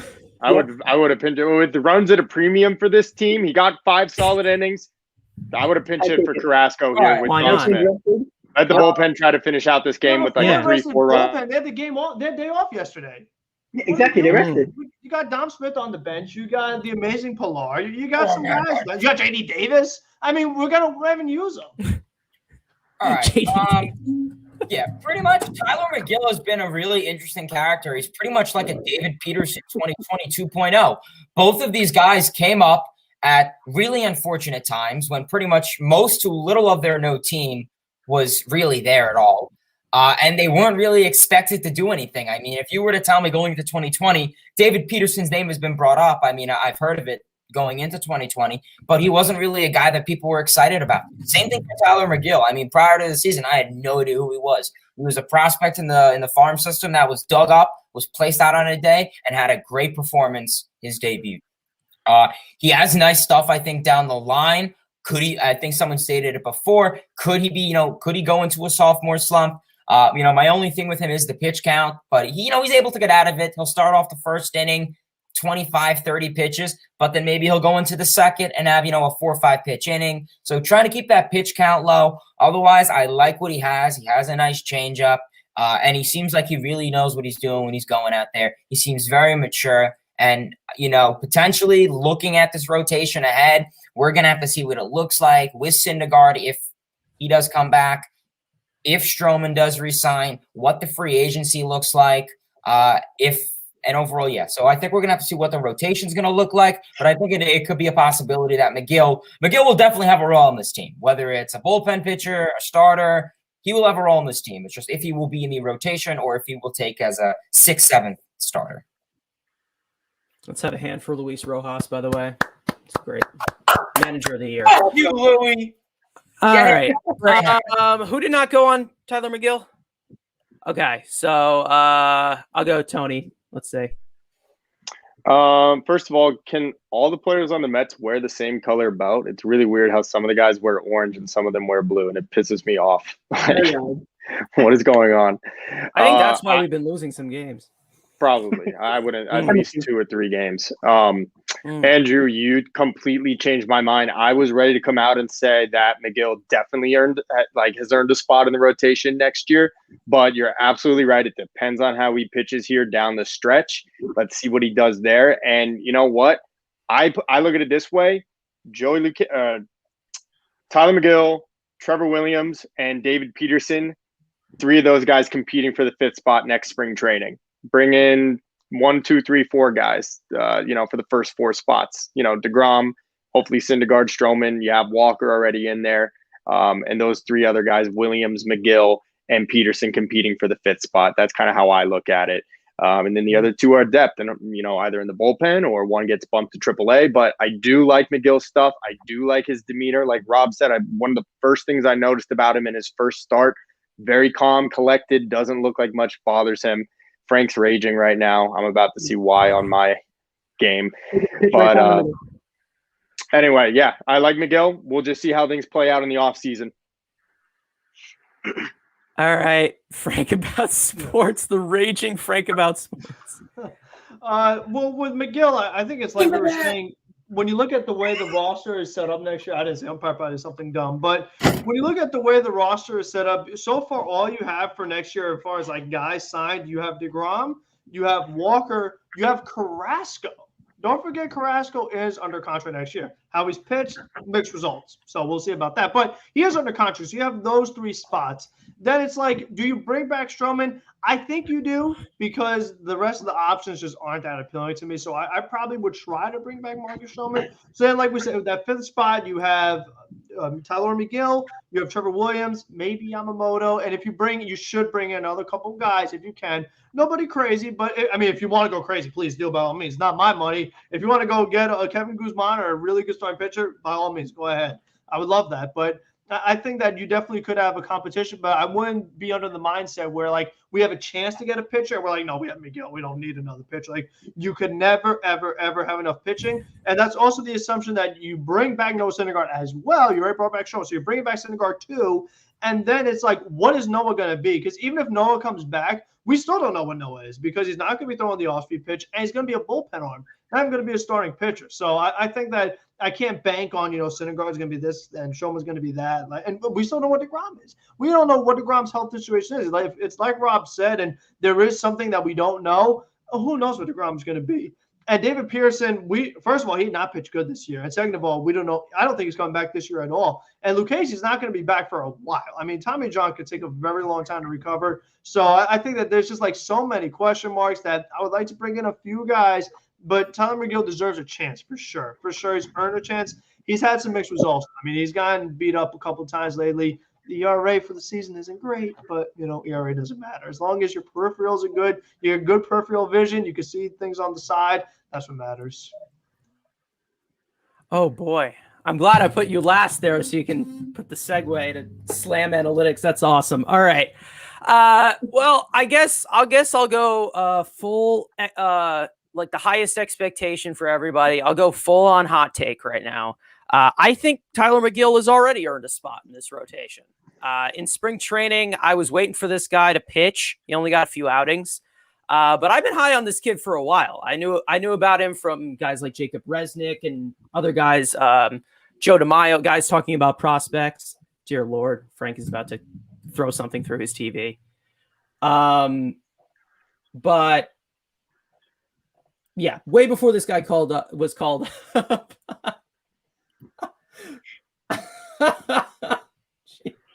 What happened? Is Frank okay? Is he all I right? finally Does he saw need what medical happened, attention? and just like we've been talking about, what approach? Fastball down the middle, Jeez. just take it. Don't need to hit it. It's Yeah. okay. Hell yeah. We're Especially gonna with an drive in aggressive the hitter don't like worry. VR. Yeah. Yeah, exactly. VR loves to chase the high fastball, but pitches down the middle, no, thank you. No, exactly. Back to back, Wow. back to back, and then Yeah. we got errors. Oh, goodness. the fuck? Boy. Did he take him out? No, but blame Pete though. Whoever that Oh. was, you should blame Pete. Yeah, that's Should have that- pinch hit. Should have pinch hit for Carrasco. Oh my God. Who was This that? is Who made the lovely. error? Okay. It was a throwing error. Who? Cleaned it. Nah, that was a shit throw. Rojas or Carrasco. That was a Oh, shit throw. He threw that in the oh dirt my like 10 God. feet. Dude, that was a short hop. Oy. That was an in-between hop. That was not good. 3 errors for the Oy. Mets. That's okay. 3 hours? As our lives crumble. Sorry, go Good ahead. VR, so. All right. As for McGill, his whole build of pitches, the way he carries himself, that is MLB ready. And this guy has potential to be an ace. And I still barely believe that. In fact, I will even go further on this claim. And I've said this before, that the ceiling for this guy is a present day Zack Wheeler. And I stand by that. Is he there yet? No. Do I think he could be the number 2 ace behind Jacob deGrom in the future? Perhaps. We'll see. I don't know. But I'm very high on this guy. I like him. I can see a lot of things similar to him with Jacob deGrom as we're all steaming at the top of our lungs right now for something that's going on. I don't know. I'm not updated. But if we want to do like a update on the game right now, Frank is watching it live, so he probably has the best Louis, take the asshole moment. out! Okay, great. Throw the pitching Okay. alone! All right. Well, speaking of assholes, he's not an asshole. He's actually a great guy. Jeff McNeil. The Mets need their offense to perform in September. It's September right now. It's September 2nd, actually. And the McNeil is a big part of that. So will Jeff McNeil pick it up in September? Let's start with McNeil's number 1 fan this year, Tony Metro. I mean, if I tweet about him again, he probably will start hitting. But I know. Where you Sorry, been? guys. Yeah, It's what my are you waiting fault. for? We need it. It's my fault. I really at this point don't have a whole lot of faith in McNeil. He's a mental case, and like it's on display every time he makes it out. Throws his bat, throws his helmet, swears, screams. Like it was okay when he was hitting 330, and we were like, "All right, calm down, McNeil. No worries. You're a great player still. Everyone makes it out." But now it's like every time he does it, he's making it out. He's screaming. He's raging. I just think he's in a bad place mentally. His mechanics have looked terrible too. His swing, he's stepping out of the box every time. He's early, he's late. I mean, he's having a bad year, and we're in the final month of it. I don't see why all of a sudden he would turn it around now. Mm-hmm. All right, talking Mets with Rob. What do you think about McNeil right now? Can he pick it up? I don't think so. I agree with Tony. I just don't understand.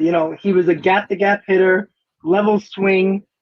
I mean, he can hit to all fields, and then in the second half of 2019, decided to be Barry Bonds and try to hit every ball for a home run, and it completely messed up his swing.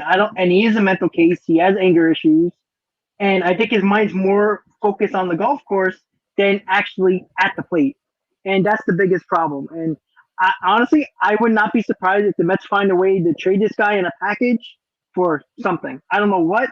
But I don't think he's going to be. I think him and Dom are going to be gone, and only because I think McNeil is going to be more gone than Dom. Only because I don't think the Mets can trust McNeil to be a 1 or 2 type of hitter anymore. Andrew, will he pick it up? Probably not, and that's why Javier Baez is here because he sucked this year. That's why Javi's here and provide some power. But I think McNeil is just like I think Rob said, he's just out in front. He just looks bad. I mean, it's not even like he's like he's hitting the ball hard and it's right at somebody. You can't even give him the XBA excuse that you analytics nerds love to give. He just sucks. He's hitting weak ground balls to second. He's hitting weak ground balls to first. He's hitting pop up. Like, Jesus, give me it. I mean, I can make myself look better than that. Jesus Christ. But I don't know what has happened to Jeff McNeil where, usually he's the guy. Just put the ball in play. You have at least guy on second base. McNeil's going to at least pull the ball. He's not even doing that. He's striking out more. It's just like we've seen a lot of guys who put a Met jersey on and turn to shit. I don't think it's anybody faster than Jeff McNeil. Well, maybe you can make a couple cases, but McNeil's got to be up there from being an all-star to just unbearable to watch. All right. Message to Luis Rojas. Can we get the bullpen going right now, please? Loop is up. But... No, he's getting pulled. Louis coming out now. He's getting pulled. Yeah, all right. Good decent outing for him. I mean, 2-run ball. That's good. Guys, are you happy he got one out in the 5th inning, even though it cost us 2 base runners for that sack bunt? We got that sack bunt though. It was brilliant. Special. Especially if the guy behind was going to swing the bat. I mean, creating runs. We created a run.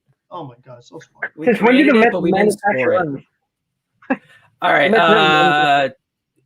Hayden, will Jeff McNeil pick it up in September? No, DFA. I really hope so. I mean, I'm rocking his jersey right now. I'm rocking it right now, so I don't know. But, McNeil, I mean, to hop on everyone else's train, he has been looking terrible this season. It came to a point where we're literally seeing 0-2 counts on every single one of his at-bats. And in the past, I wasn't really concerned because McNeil worked the count with everything. Whether it was 3-0 or 0-2, McNeil constantly would work the count extremely well. He was a guy who pulled the ball. And now, honestly, he's just the launch angle isn't there for him, and he's just hitting every ball on the ground pretty much. And then pretty much we hear him cursing out, and then Keith Hernandez saying, "Oh, I'm sorry, y'all had to hear that. That's baseball players." It's inexcusable. I mean, his defense is okay, but I mean, I value more offense at this rate than defense. Overall, his bats have been looking terrible. He's swinging at everything. And I mean, now I just feel he's pretty much coming up, and he's pretty much an automatic out for an extent. And it's crazy because what we saw in 2019, he pulled the ball, he had the BABIP, he had the exit velocity, he had the launch angle in his favor. He could jeet a ball, right down the middle, or a ball on the ground down the line. We're not seeing that anymore. It's pretty much a ball that was hit greatly and sharp and deep, but caught the left fielder's glove. Well, sorry, but I care about results, not what he could do in the future. He has the past. He has his 2019 pass, and that's the only reason I would be a little skeptical to want him on another team is because we've seen what he has done. He was a prospect who wasn't really spoken about super much, and then he came up in 2018, small sample size, 2019, and blew up. He was an all-star. Regardless of the energy and stuff, I really would not like to see him go just because I am scared to see what he could do on another team. If he could be his 2019 self, have a high OPS, have a high average, and it'd be really unfortunate. Now we have Aaron Loop come in, and, Loop doesn't like giving up other people's runs, so I think he'll get out of this. All right. And I do want to add to that point where you said he's always down 0-2. What you're seeing this year, actually, with McNeil, he's swinging and missing at those 2 pitches. The first 2 that he usually gets, he would foul him away. Like, that would be him. He likes to swing. But he's not even making contact with it right now. I mean, he just looks terrible. Hayden, what did you say you wanted to say? Another thing I wanted to tackle on is his approach. I mean, a lot of these guys on the team are having, a really annoying approach where maybe swinging at the first pitch, which we've been seeing a lot of this, maybe just McNeil, it worked for him in 2019, but it's not working for you anymore. When you're going 3 for 33, that's not too good, especially for a guy who relies on a high average, high on base percentage guy. So for a guy who's swinging at every single pitch, every first pitch, getting an 0-2 count, well, it worked for you in 2019, but it's a different time now. Maybe change your approach, and he isn't. All right, Frank, this is your guy right here. Will he pick it up in September? I don't think so, and the reason why is the mental makeup. I just think that every time he grounds out, it isn't so much as like the cursing, because like Jeff curses no matter what, but it's like the look in his face of like as soon as he gets out, the helmet is off holding, and he's just like he looks lost, like he's just looking to the skies for answers that aren't coming. And like you guys said, like his outs just don't encourage me. The fact that it is so many weak ground balls, like similar to Javi, Jeff is going to swing. Jeff is just much better at like making contact, but he's going to swing. He's not walking. He's not getting to a 3-0 count. Jeff is going to swing that bat. That's how you get hits. The only way to have a good average is to swing the bat, and that's what Jeff McNeil does. But I just think that this year it's kind of a lost season at this point where, you know what, he had his injury and things like that. So I think let him just rest, work on his mechanics to not be flailing open, not be, all over the place. Think about his approach a little bit every now and then. Just take a pitch, just take a strike at least, just to give the pitcher a different thing to do in the analytics book, because the analytics are telling you don't have to throw him a strike. He's going to swing at the first pitch. So if you could change the computer algorithm a little bit, give it a little bit of a malfunction, I think that would definitely be in your advantage. And if he has a good spring training, then all of a sudden you could build on that. But I'm not ready to get rid of him by any means because he's just been too good every single year. If all of a sudden, like this one bad year, I'd be like, oh, got to get rid of him. I'm not ready to do that quite yet. He definitely still deserves to be on this team next year. Even if it's in a utility role, that's fine. Because unlike Dom and JD, he could actually play other positions well. He could play second base very good. He could play the corner outfield much better than those other guys. Third base, we'll see. He's not great at third, but it's been mixed results in his career, as now Loop has walked the bases loaded. So, expletive. Oh, boy. Lovely. All right. He got squeezed. That whole at bat, he got squeezed. Yeah, I'm seeing it right now. On the Good job, Zika framing. Oh, another thing with McNeil, do you think he became a product of the Juice Baseball in 2019? I don't think so because his 2018 he hit over 300, 2017 over 300, 2020 hit over 300. So I'm like home run wise, yes, he definitely had a lot more power in 19. But I'm just looking at like his batting average and just getting hits in general. I mean, Neil's been like a hit machine his whole career, so I don't think. Yeah, I'd say it was Dom in 2020. And also, I think the juice ball thing is overrated because you look at Ohtani, you look at Vlad, you look at Perez. I mean, these guys are going off. They all got 40 home runs at the end of August, so I don't think the ball is too dead right now. Yeah, who knows? These things could be tennis balls right now. We don't even know what we don't know what every baseball material is made out. I mean, come on, let's be real. Are baseballs even real? Let's be real for a second. But like, as for McNeil, this has been one of the weirdest seasons I have seen from any of our players because he's just been so up and down. McNeil is one of the best bat to ball guys in the league. And we have been seeing so much whiff. Like I said, you may have saw him go 0-2, but he's making contact with those two pitches. He's not even making contact with those two pitches. Now, when originally he's able to make contact somehow, and he's not doing that. McNeil is a pure hitter, and I've said this all the time. I do think he'll figure it out. It probably won't be this year, but he'll definitely come back with a better mentality next year. Just a very awkward season for this guy. Just very out of character for Jeff McNeil. And let's go next into, as we're coming towards the 2-hour mark, we might have to shorten these next three up because they're all bullpen related. But let's just move on here. Jeff McNeil has been a surprise, not in a good way, but has been a good surprise is Trevor Williams. Now, this was, of course, the second piece in the Javier Baez trade, and he's been pretty good. One run over 13 innings pitched for the Mets. Not too bad. Now, we all know the rotation next year. You got tons of options. Like we've said earlier, DeGrom, Syndergaard, Stroman, if they bring him back, Walker, Carrasco, Peterson, McGill. So that's kind of closed. That part of it is kind of closed. That book is kind of closed on, I've said closed so many times, on Trevor Williams. But as a guy who can go multiple innings, he definitely can because he's been a starter before. Could Trevor Williams be a big bullpen piece for the future? We obviously have a lot of arms as choices. But what about Trevor Williams? Let's start with Mets talk with Hayden. Yeah, I mean, Trevor Williams is a really interesting character. I mean, to be honest, when we got him from the Cubs, I didn't really think too much of him. I mean, if you go on Baseball Reference, MLB, Baseball Savant, his numbers, they don't really look great. I mean, where he is in the rankings, projections, percentiles, he doesn't look super great. He doesn't look super great. But so far, he's been effective, which is really what I'm asking for. He's been eating up innings, especially when, the Mets had, the doubleheaders and stuff, and with the series and with the Nationals, and we had the doubleheader and we needed arms. He's been a guy that's been pretty reliant. I'm hoping maybe, he could have a nice bullpen role down the line. Fucking asshole! That's why you fucking take him out! I don't like giving up people's runs. You do it fucking every single... All right, I think we're never doing an episode during a game again. Fucking suck! This is fucking pathetic. Look at this shit. Single, strikeout, walk. Does anything stick with these people's heads? I mean, personally, I would have not given Loop. Because Loop, what is he going to do? Ball, strike.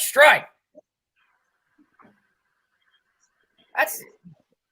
you can't expect one more batter, right? Can't expect Loop to bail you out every single night. My point. No, it's not. I mean, it's not his fault. Carrasco made an error. He shouldn't have even been hitting in the 5th inning. He should have been pinch hit for. The Mets should be playing for runs. The Mets don't score runs. You have a man on second. You get a gift double from Patrick Mazeika. Why is this guy not getting pinch hit for? Sacrifice punt. Should be up a run right now. Oh, Lord. Depression continues. All right. How long are we going, by the way? Sorry.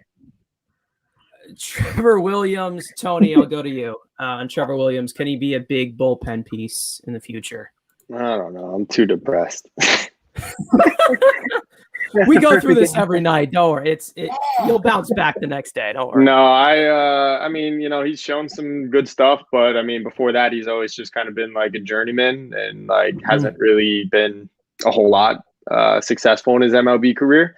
He's doing well here, so he's under control for next year. So obviously he's going to be a part of the camp next year unless he gets moved in a trade, which I doubt. But I like what I've seen, and I think he'll definitely be in competition next year for the bullpen, if not that 5th rotation spot, like I'd mentioned, maybe between him and McGill and David Peterson.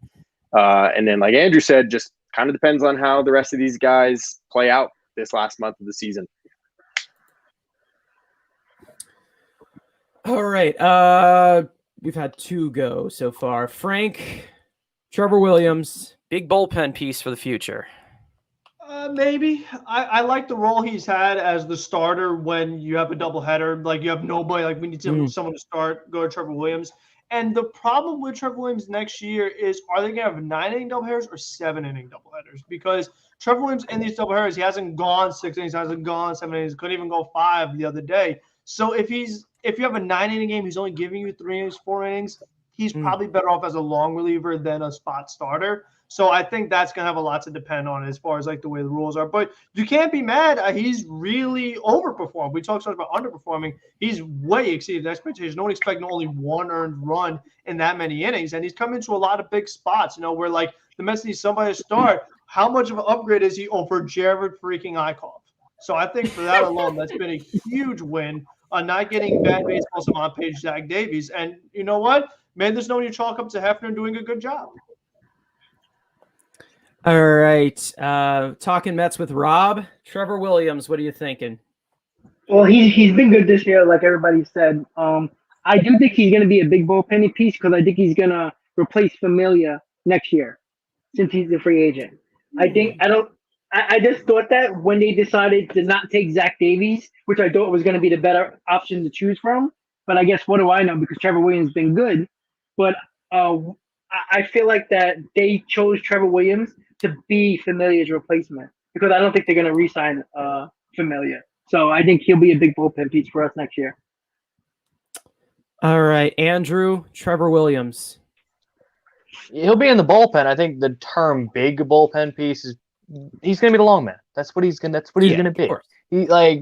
They'll probably. I like Rob. I like the assumption. Like, hey, maybe we'll replace Familia.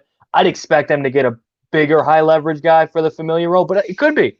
But I do think he'll fill that long man role, the kind of Sean Reed Foley, Yenisei We got Brad Diaz. Hand. That's Familia's replacement. Exactly, Brad Hand, All-Star Brad Hand, All-star, multi-time All-star. multi-time All-Star Brad Hand. Yeah. But yeah, again, he's gonna do the role what he's doing now. He'll be the long man.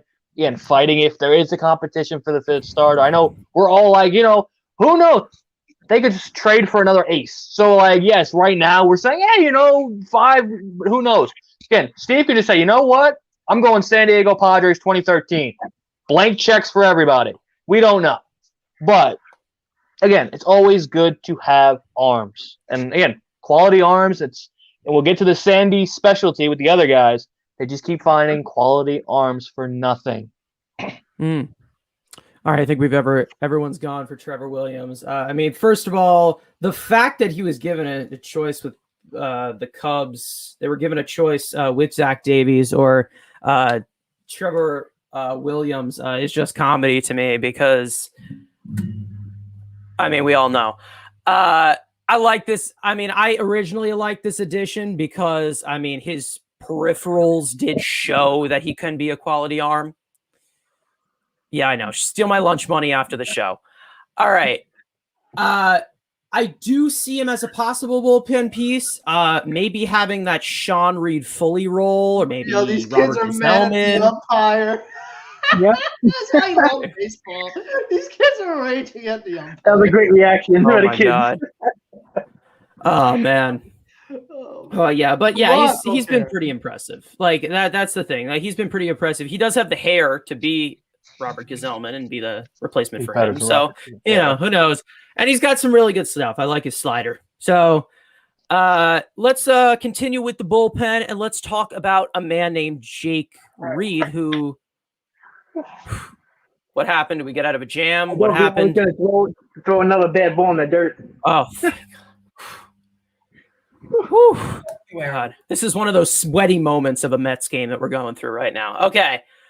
But yeah, let's move on to the bullpen, talk about a guy named Jake Reed. Now, I had this guy lined up for a question before he actually made a rehab assignment today. Apparently, he's starting up a rehab assignment. He's on the IL right now. And the main reason why I brought this one up, another obviously under the radar move, the Sandy special. Obviously, Jake Reed. And we may not see him again because he is on the IL, but he's rehabbing right now. But he does have 5 control years and multiple minor league options at age 28. So, what do you guys think about Jake Reed? Do y'all see him as a long-term bullpen arm? Tons of options here. So, what do you think? Andrew, I'll start with you. He's going to be the next Sean Reed Foley. You'll see him about 35 times a year for those service years, and he'll be somebody's hurt, Jake's up. Somebody goes down, Jake's down. That's what his role is going to be. Somebody gets hurt, send him back to Syracuse, or bring him up. It's never bad to have arms, especially with minor league options like they're going to abuse the Sean Reed Foleys, the NZ Diaz's. Those guys' years are coming up. It's good to have guys who have it further down the line. So again, it's a good piece. He's a funky, got a little like 3/4 delivery. It's a better Trevor Hildenberger. Who knows? We were high on him in spring training. Now is he the better version? Who knows? But it's always good to have guys with minor league options and plenty of service time. Tony, Jake Reed. The sample size is way too small for me to be excited about him. I liked what I saw. Obviously, because he pitched well in 3 outings, but I don't think he's a lock to be on the team. Now, of course, he does have service time and controllable years and options on his side. So, I mean, I'd be shocked if he's not on the roster heading into next season. The 40-man. Doesn't guarantee him a bullpen spot by any means. There's a reason he's been DFA'd 2 times this year. He's pitched well with us, but small sample size. Let's head to spring training next year, see what we have after the offseason. And I kind of like what Andrew said, one of those guys that comes up and down as needed.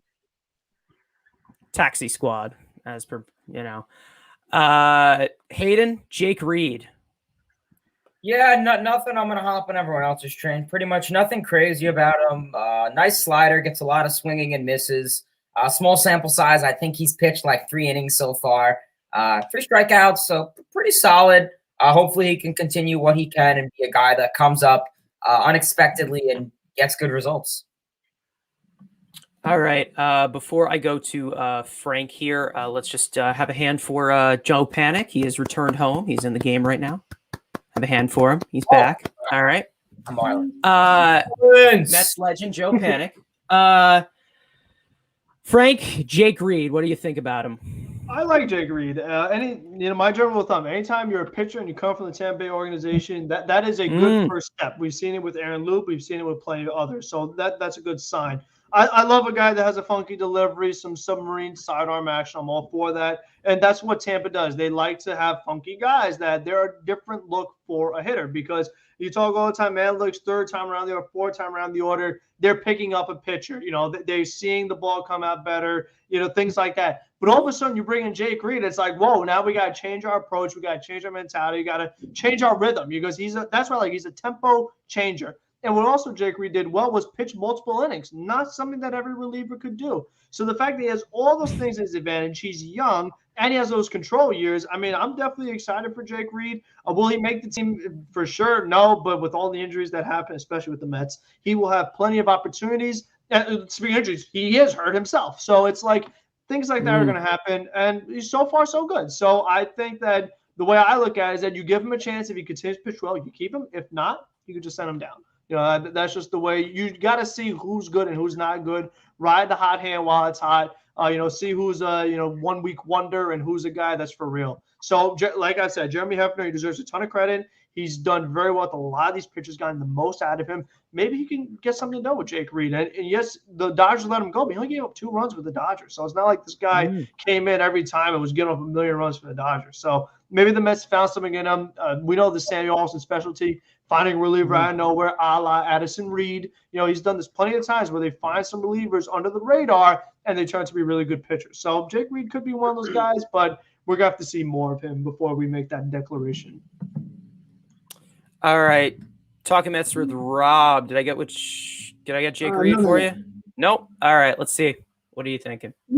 Yeah, I like his funky delivery. I think it's a totally different look for the batters. I don't think they're ready for it when he comes in.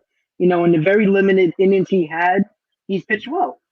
The options are, I think, the big key for this Mets team. Health-wise, depending on who you're going to bring up and, who you're going to put in this bullpen next year, maybe Brad Hand will be one of the options. But, you always like the options with bullpen arms because you can mix and match whenever you need to. You got a doubleheader. He can be that 26th man in the bullpen, the extra arm in the bullpen. But why not, right? Arms, a lot of arms always can help. So I hope he's on the team next year, actually.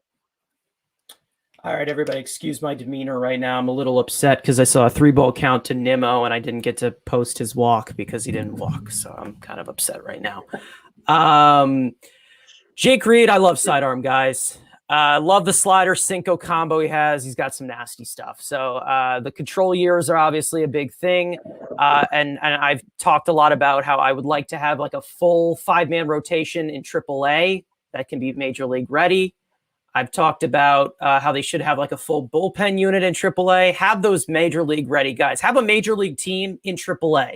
You have the financials flexibility to do it. Try and figure that out. And let's talk about another addition to the bullpen, which makes literally analytics nerds so horny. Heath Hembree. Let's start with Mets Talk with Hayden. Heath Hembree, what do you think about him? Yeah, Heath Hembree has some nice stuff. Definitely throws some nice strikes. Definitely just want to try to limit the walks is really all I've seen with him. Otherwise, he has pretty effective stuff. Just limit the walks and try to get that command down the strike zone, really. Oh. Shit. 30 hit harder than that. Okay. Another Lindor BABIP. Great. Unlucky. All right. Unlucky. Hey, All right. Gotta go back to the dugout, man. All right. Another one in that kit. Find out sharply. If I had $1 every time I heard that from you. All right. Heath Hembry. Frank about sports. What do you think about him? I'm absolutely thrilled that we got him because he does have the good baseball savant page. The way I look at it is that get DFA'd, doesn't matter if your baseball savant page is good. That is my general rule of thumb. I think with Heath Hembry, me personally, I don't like guys that walk a lot of batters. You could have great stuff. That's going on. But you know what? We have Miguel Castro. We have Jerry's Familia. And Diaz to an extent. I don't need more of those guys that do walk a lot of batters that you just don't know what's going to happen when they come into the game. That always scares the heck out of me. I prefer the Lugo, the Loop, the guys that come in and throw strikes. That's more of my forte. I think that's much better sustainable. It makes them more versatile. They can come in a lot more different roles. They just feel more confident with them. And Hembry, what happened the other day, I mean, that wasn't good. He got a little unlucky with the bloop hit that drove in the runs and the collision and things like that. But I'm just not sure what his role is going to be with this team. I mean, again, you have Jeremy Hefner, so maybe he can get the most out of that command. But I think it's just going to come down to where Hembry is going to be a guy where he's going to have good outings. He gets strikeouts, great movement, things like that. But he's going to have some bad outings where it's like, oh, my God, that was not a good outing. So guys like that always worry me. So will he be a guy on this team next year? I hope not. I hope they can get somebody a little better than him, but we'll see. All right, Tony, Heath Hembry. What do you think about yeah, him? I think you saw my tweet to Draftneck Mark today. Like who? Why? Who? Why are we even talking about this guy? This guy has a career 4.23 ERA. I mean, this guy hasn't had an ERA below 6 since like 2018. I mean, what? Why are we even talking about this guy? Come on, like, whatever. He's here right now. He's an arm. He's a professional pitcher, I guess. Like, professional. I use that loosely. But if this guy's on the team in a bullpen role heading into next year, it was a complete failure of an offseason. That's all I got to say about it.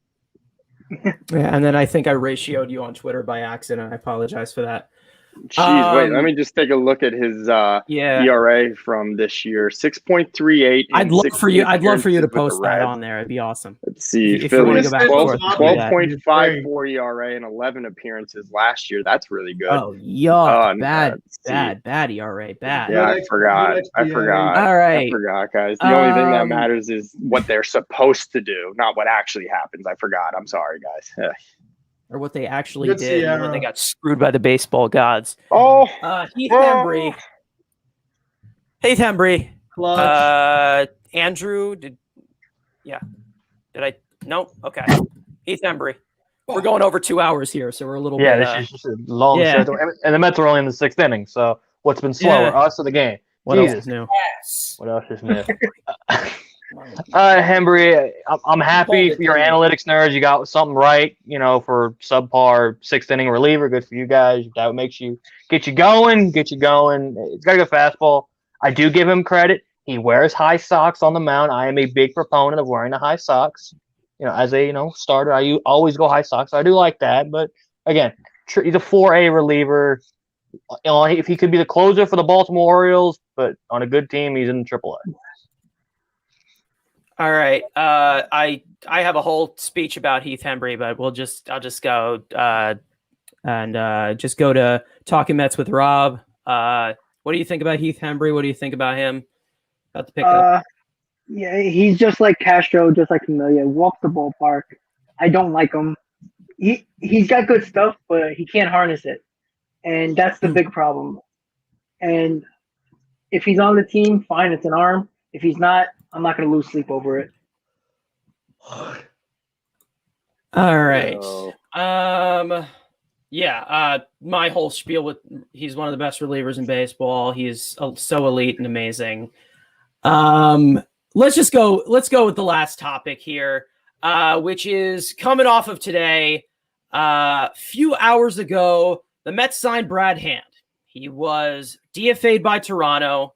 He's having a pretty tough season, not going to lie. But maybe he could be a nice 30-game rental because apparently he's not eligible to play in the postseason because it's past September 1st, which is a rule I don't really understand. But so Brad Hand to the Mets. What do you guys think? Do you think he'll be good? What do you think Hefner will do it? Or will we get Brad Foote? What do you guys think? Tony, Brad Hand, what do you think about it? Take him over Heath Hembry. I promise you that. I mean, like, no, Brad Hand, I don't know if he's going to be good with us. He's been terrible with the two teams he was with this year, or three even. I don't know, two. It's a huge fall from grace from a guy that was previously one of the best relievers in baseball. I honestly just am looking at it this way. I will take it over Jeff Hartlieb, right? Or Hembry. I mean, Anthony Bonda. Look, he's an arm. He's had success. Maybe try to catch lightning in a bottle. Even if he gives you 5 innings and he only gives up 1 or 2 runs during the, it's better than, having some of these no names get ran out there. But again, maybe he's not good and he's gone. It's no skin off our back. So why not take the chance? I can't tell you if he's going to be good or not. Most likely won't be based off this season so far with his previous 2 teams. I don't know if it hasn't updated for me on yet, or it's just, but there's no way Loop is getting another inning, is he? No, Familia's in. Familia's in. Familia? Okay. All right. Hayden, Brad Foote or Brad Hand? What do you think? Yeah, I actually made a video on it today, so if you guys wouldn't mind checking it out, I'd appreciate that. But yeah, I mean, it's a completely different mindset to Brad Hand and what our expectations were 9 months ago. 9 months ago, I think all of us would have said, yeah, let's get Brad Hand. Yeah, potential reliever of the year, awesome stuff, great in saves. And I mean, so far, with the Nationals, he was meh. They had their selling. They shipped him off to Toronto. His first start as a Blue Jay, I literally said, why would the Blue Jays pick up this dude? Do they want a 2019 Mets where they play good, but the bullpen is the reason they blow games? Like, first appearance for him, he walks 2 batters and gives up a home run. So, something that's pretty unfortunate. And, of course, the Mets pick him up. But you know what? He's off of waivers, something short. Who knows? Maybe Jeremy Hefner in a room. They could work something out. I don't want to give too much because that's the video. We know there's some stuff with his pitch, with the pitches on what he's been throwing, a bit of a velocity decrease in the slider.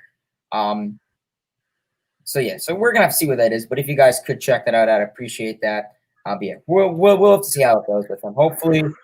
Hopefully he could be a solid pitcher. Luckily, he won't be in the playoffs if some scenario the Mets make it, because he was signed after August 31st.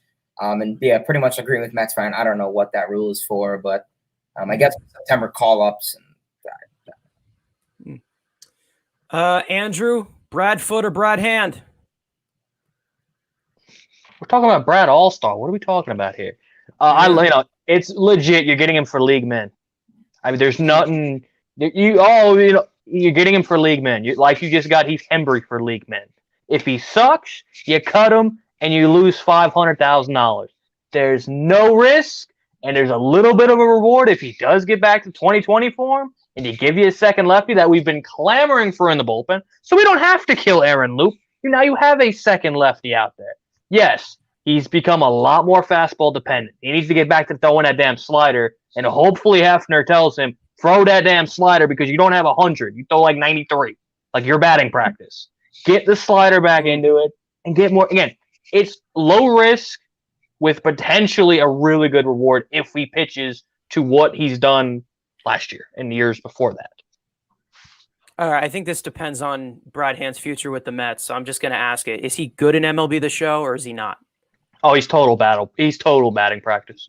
Total batting. He had a good card last year, though. He had even still, that card, I love facing me some Brad Foote. There's potential there. Okay. Frank, Brad Hand, or Brad Foote? What do you got? Yeah, well, this is my guy, so I got to go down with the ship. I'm going to stick with Brad Hand, like King Shark was saying. All right. But and the reason why is because in the first half, Brad Hand, if you like ERA, 2.43, and in the second half, 8.79. He did absolutely nothing with the Toronto Blue Jays. Toronto Blue Jays, they've had some pitching struggles, and Brad Hand continued with that.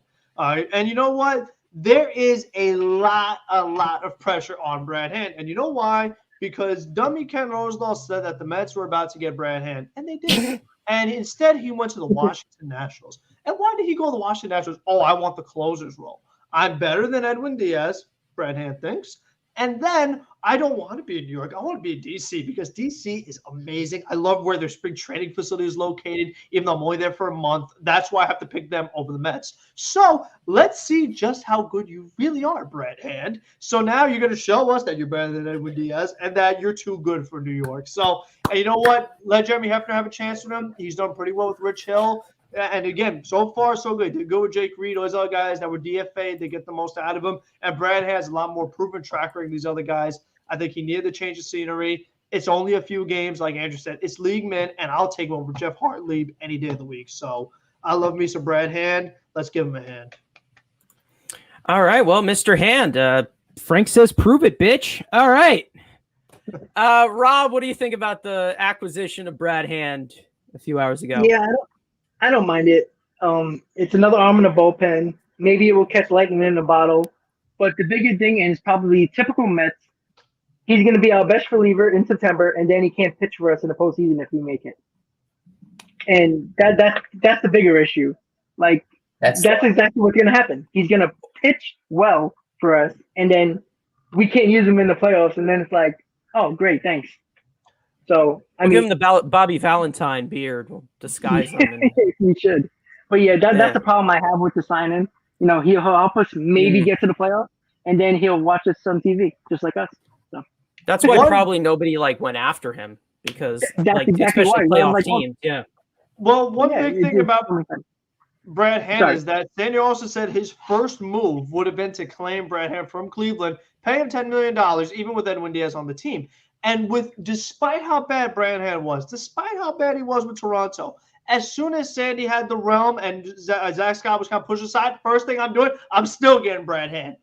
Do you trust Sandy also when it comes to pitching with relief pitchers? And when he claims them, I think his track record is pretty good in that department. That area he does well. So Sandy must see something in Brad Hand. You gotta trust Sandy Ball. That's Sandy Ball. That's what he does. Yeah, for me, I would say it's a bruh. Yeah, Tony, I don't know what happened to your mic, but it is it's a robot action. I don't know if the shirt you changed the shirt, you got a robot in the shirt or something, but you might have to change it up. Oh, and typical for me, he gets the first 2 outs, is about to walk the next 4 guys. Lovely. Okay. Here's how I see it with Brad Hand. It's a 30-game rental because he can't pitch in the postseason. So we have one of the best pitching coaches in the game in Jeremy Hefner. And he was great with guys like Chasen Shreve, a very similar pitcher to Brad Hand. And if he stinks, you DFA him. No harm done. Again. Yeah. So, and if he's good, it's another lefty to take weight off of Aaron Loop for the next 29 games because you're seeing some effect right now. The guy is literally dying. But yeah, that's Chasen Shreve last year. Same thing as well. That dude was sweating through his neck beard. So yeah, for those watching the stream right now, we are going to watch the stream off. We're going to watch the game off stream. We're going to stream the stream. And yeah, so guys, that was the end of Mets Weekly episode number 26. 27 will be next because, counting. And we'll have everybody introduce, plug, whatever, and do their outro, their closing message. We'll start with our special guest. Thank you for joining us, by the way. Talking Mets with Rob. You can plug whatever you need to. Right. Yeah, thank you for having me. I enjoyed it. This is fun. Hopefully we do it again. Talking Mets with Rob. Please check out my channel. I will be posting a video about Sandy Alderson once again. I don't like Sandy Alderson, but check out the channel. Subscribe to my channel. Like all the videos you want to like. On Sunday, I'm going to give a plug for Hayden. On Sunday in the afternoon against Washington, me and him are going to do a stream together live during the game. So we did it last time about a month ago. So that's going to be fun. Thank you for having me, guys. Let's go Mets. All right. Tony Metro. Okay, he's still a robot. It's like Elias's mic like a month ago when we did it? Remember that? How about this? No clue. Better? Yeah, that should be good. Yeah. All right, whatever. The Sorry. lip. You guys know the skill by now. Tony Metro videos, Major League Baseball, Mets, yada, yada, yada. I was working on a video during this stream if I seemed a little distracted, and that video will probably instead be dropping tomorrow, and it's going to be predicting the division winners in Major League Baseball. So be sure to check that out. And thank you, Mets fan, for hosting. Thank you to the other YouTubers for being here, and, of course, to the audience. All right, Frank about sports.